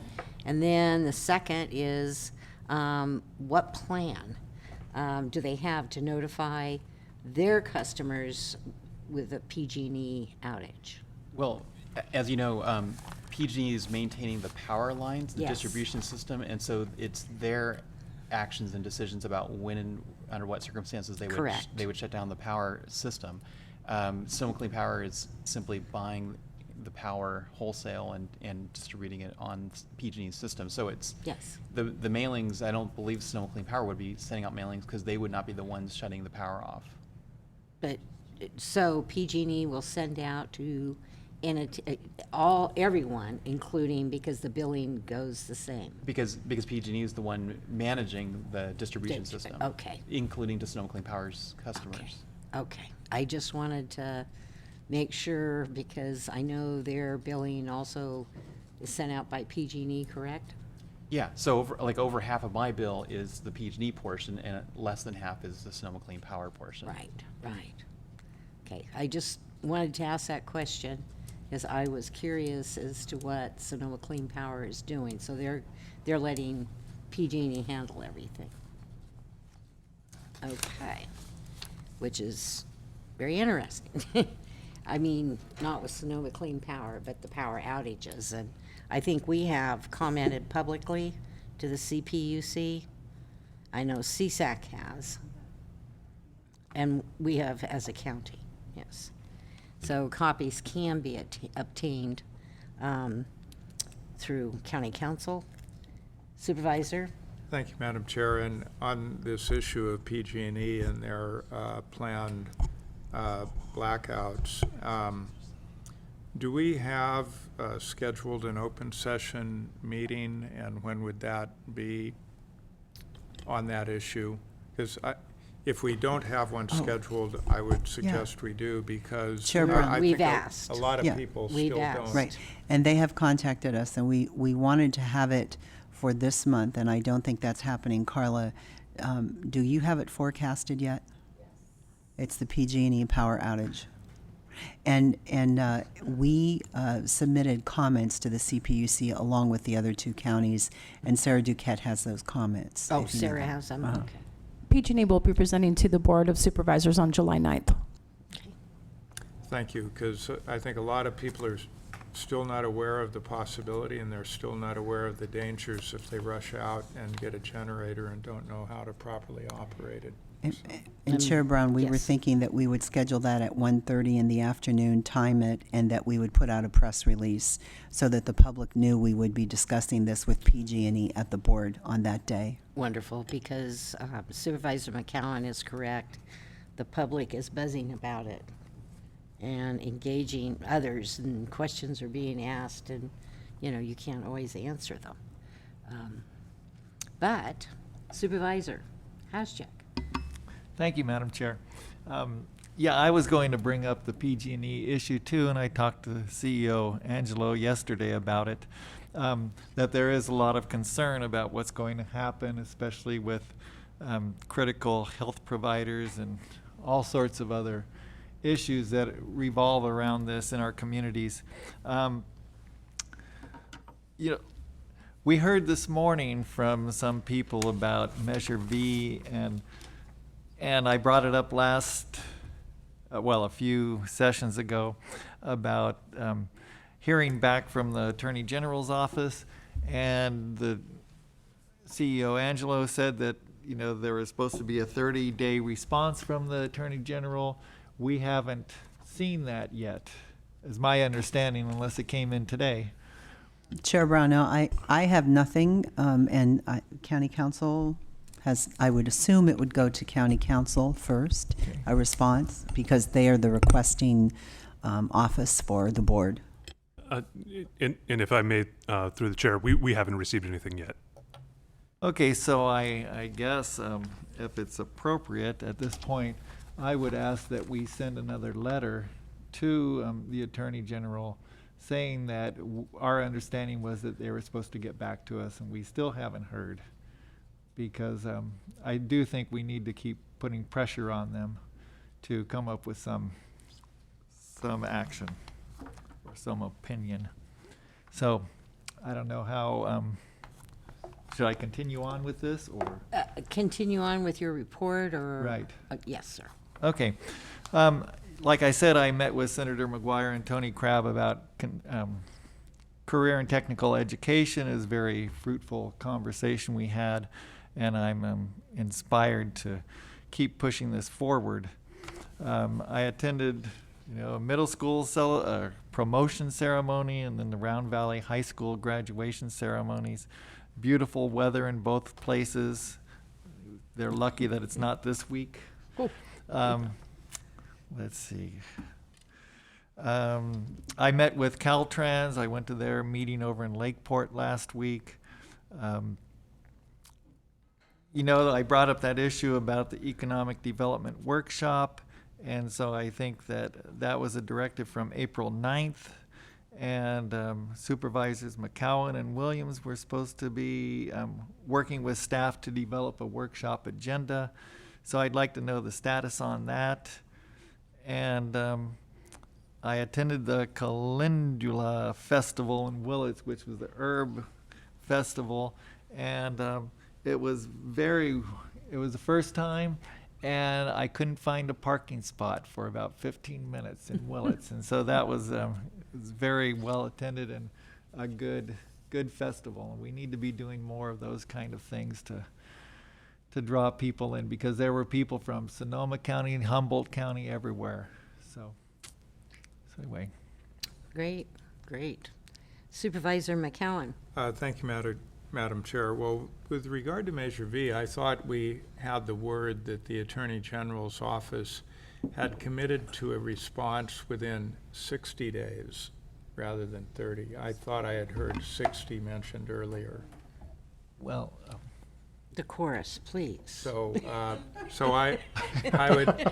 would suggest that we simply have staff verify what the time frame was, and the time frame was given verbally.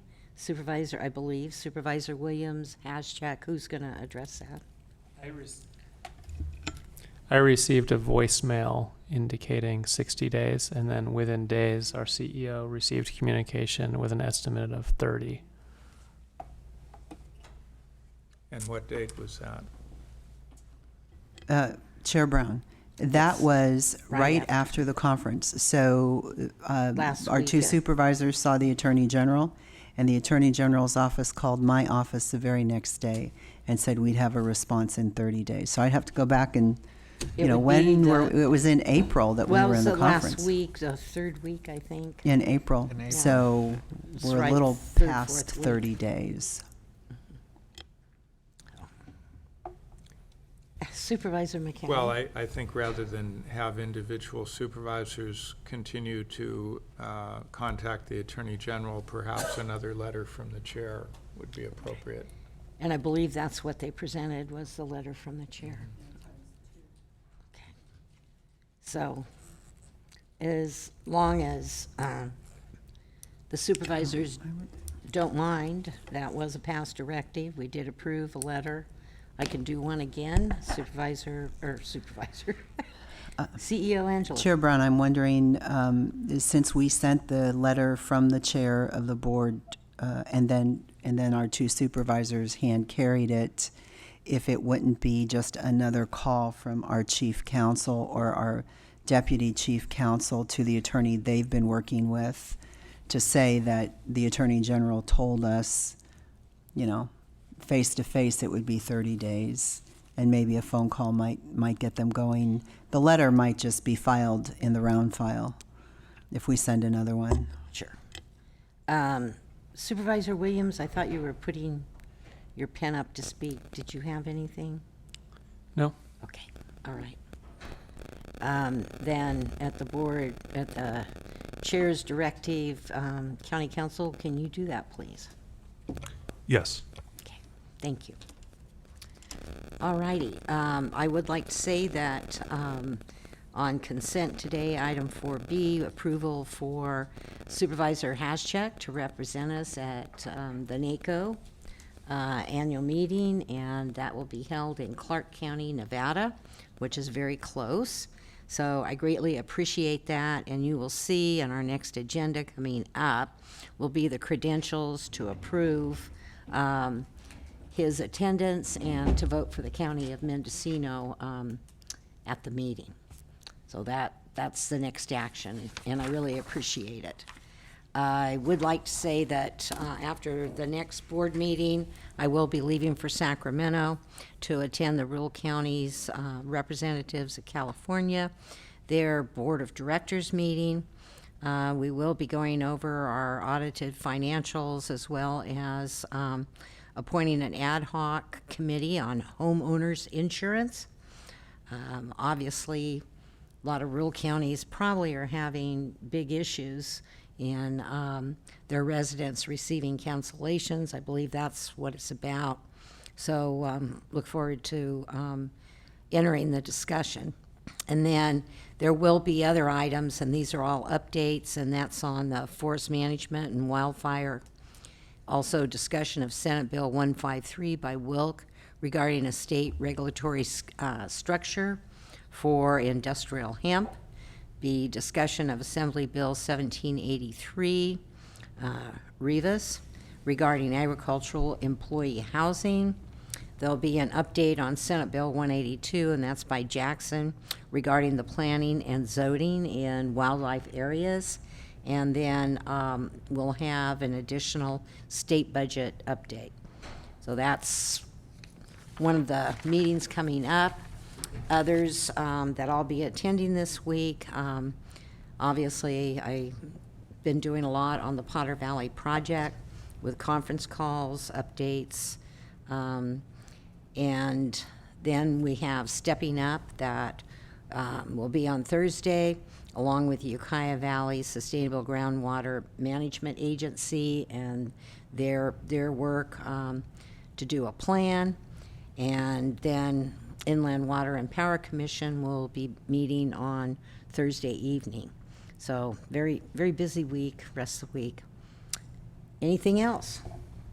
Supervisor McCowan. Thank you, Madam Chair. Just one more item. The city of Ukiah needs to upgrade its runway, and so they're going to be considering plans and specifications for that project at a meeting that they're holding this afternoon starting at 3 o'clock. And unfortunately, there's sufficient urgency to repairing the runway that they intend to start as soon as they're able, which will necessitate the relocation of the CAL FIRE Air Attack Base for a period of several weeks. Unfortunately, that does increase the response time for, about 10 to 15 minutes. The plan is to relocate the base temporarily to Sonoma County. I did speak with Brett Pinson today of CAL FIRE. He's confident this truly is temporary and that CAL FIRE will be returning to the Ukiah Airport as soon as the runway improvements are completed. But obviously going into fire season, that's a concern, so.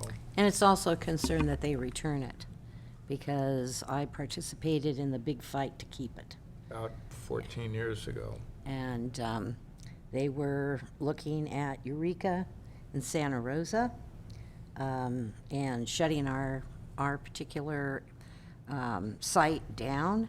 And it never occurred to them how greatly fog could affect getting planes off the ground. And now that we know, wildfires just aren't during the season, we're pretty much looking at them year-round. It'd be disastrous this time of the year, but I think we all need to be ready to fight the battle again if it's not brought back.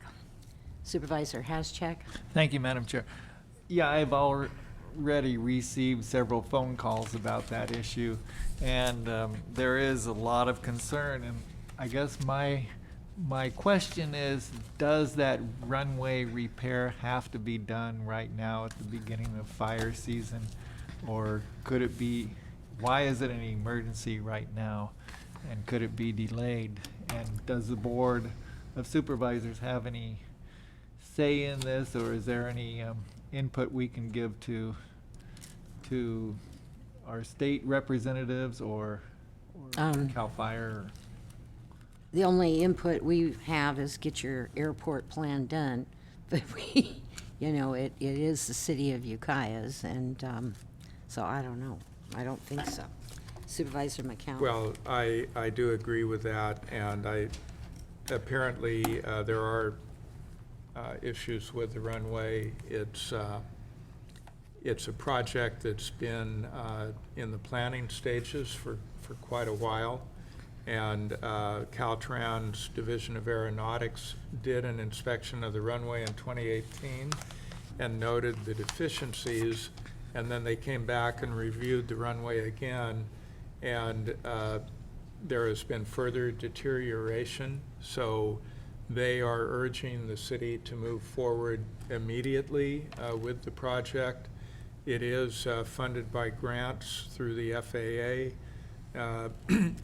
Adding all those things together, I do believe the intention of the city is to move forward as soon as they can.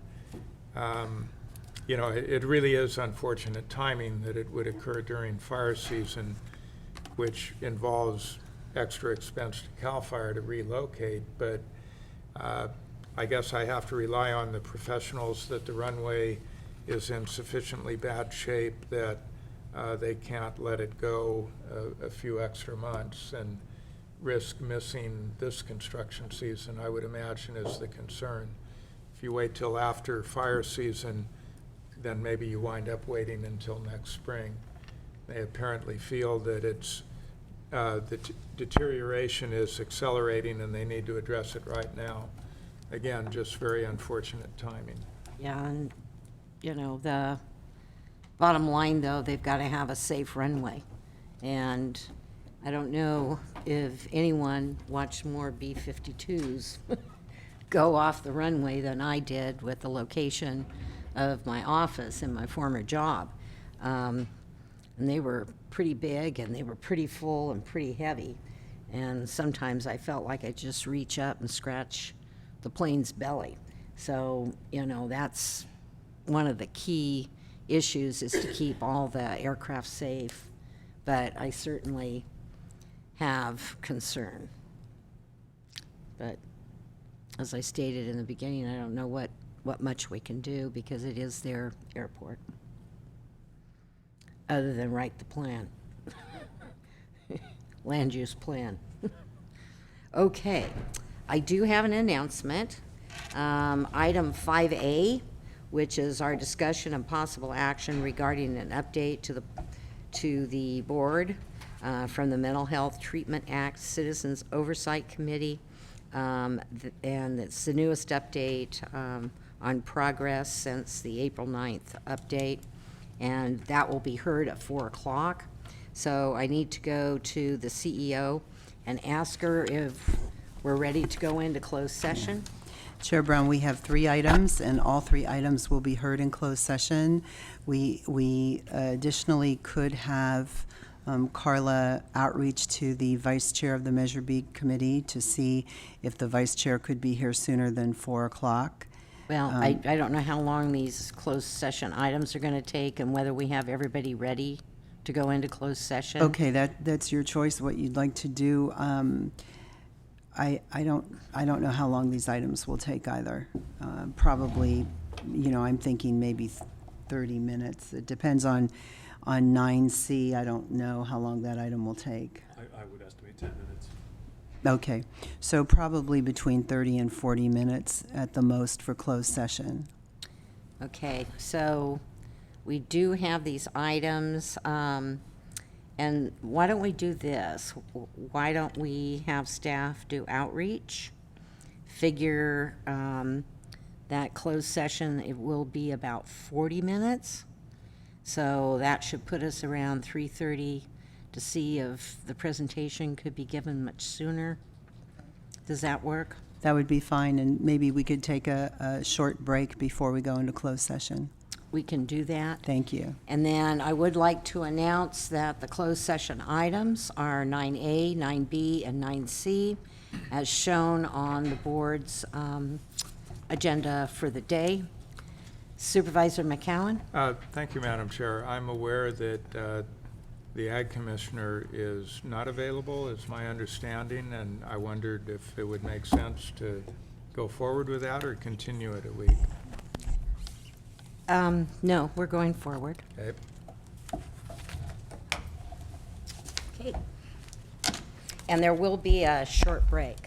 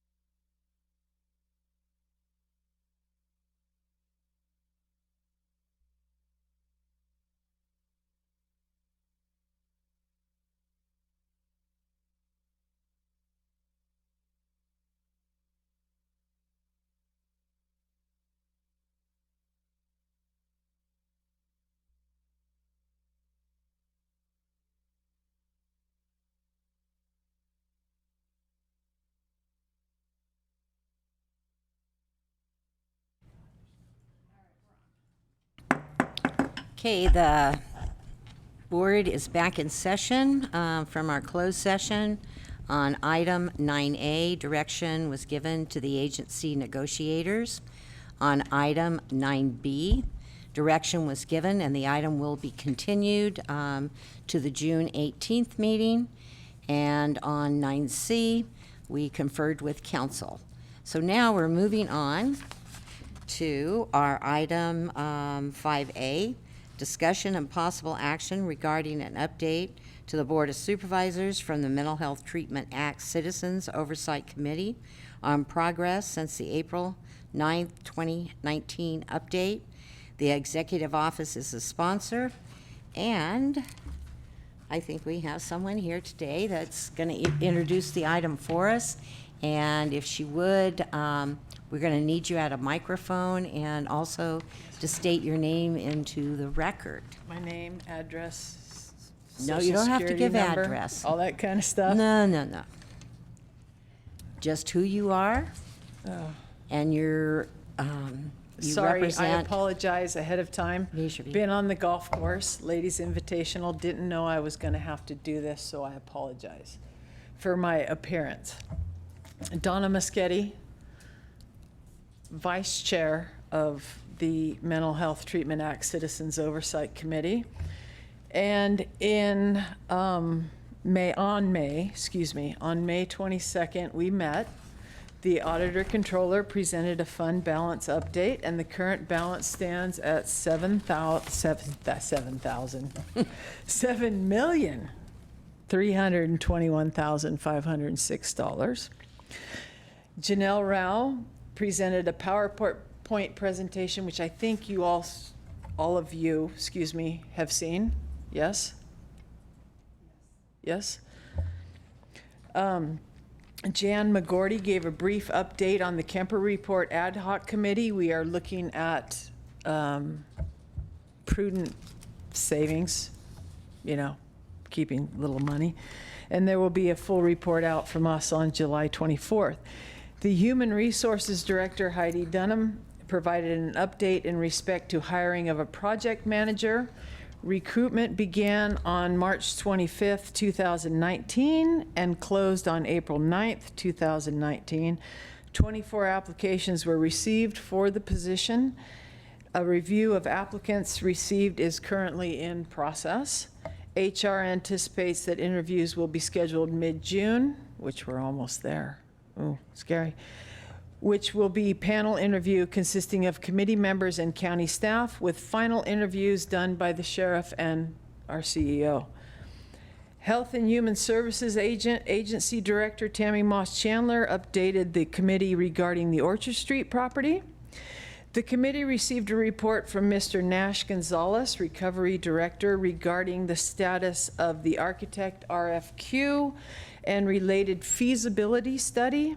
County staff is drafting a request for proposal, request for qualifications for a feasibility study and architectural services regarding CSUs, CRTs, and PHFs. And I have to say, being from the private sector, that was nice to hear. Not nice to hear, but I get a little bit more how county process works. County Counsel Elliott gave a brief training session on the Brown Act, and the Measure B Committee approved the cancellation of the June 26, 2019 meeting, and we will meet on July 24th, and I am free to answer any questions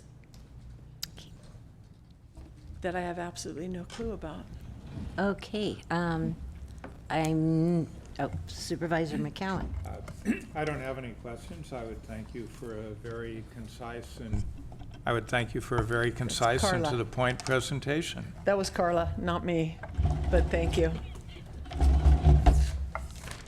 Good Well, job. you were at the meeting, and Carla gave you some minutes. Yes, some ma'am. talking points, which really help, and it helps all of us when we need to go over items just like you have done. So thank you, Clerk. And Donna, we really appreciate having you here. We know you're working hard in all areas with mental health, and we appreciate that as well, with people within our community that volunteer so much time. It's appreciated. I appreciate all of you, and again, I apologize It's okay. for my appearance. So I want to hear, Thank how you. well did you do? Can't, it's on tape. Oh, I thank you. Thank you very much. Supervisors, any other business? I think we've gone through everything on the agenda. So, expect next meeting to go to probably 6:30. Full agenda. We've added some other things on that we'll need to cover. So eat your Wheaties in the morning and bring some nice snacks to give you energy throughout the day. We're adjourned.